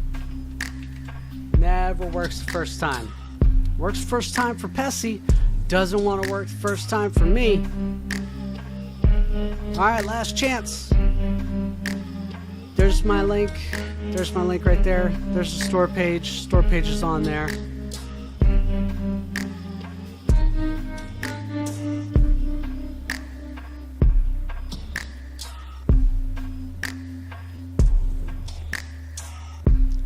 Let's watch some Age of Empires. Mayo Riot.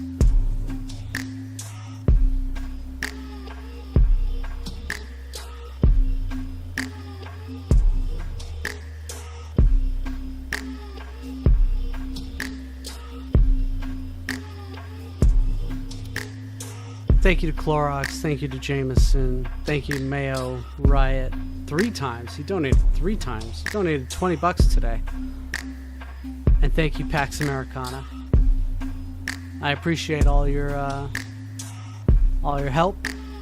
Let's see, I got 5, 10, 15, 25, 30, $36. Okay, cool. I'll take it. Alright. I think I'm going to end that one there, guys.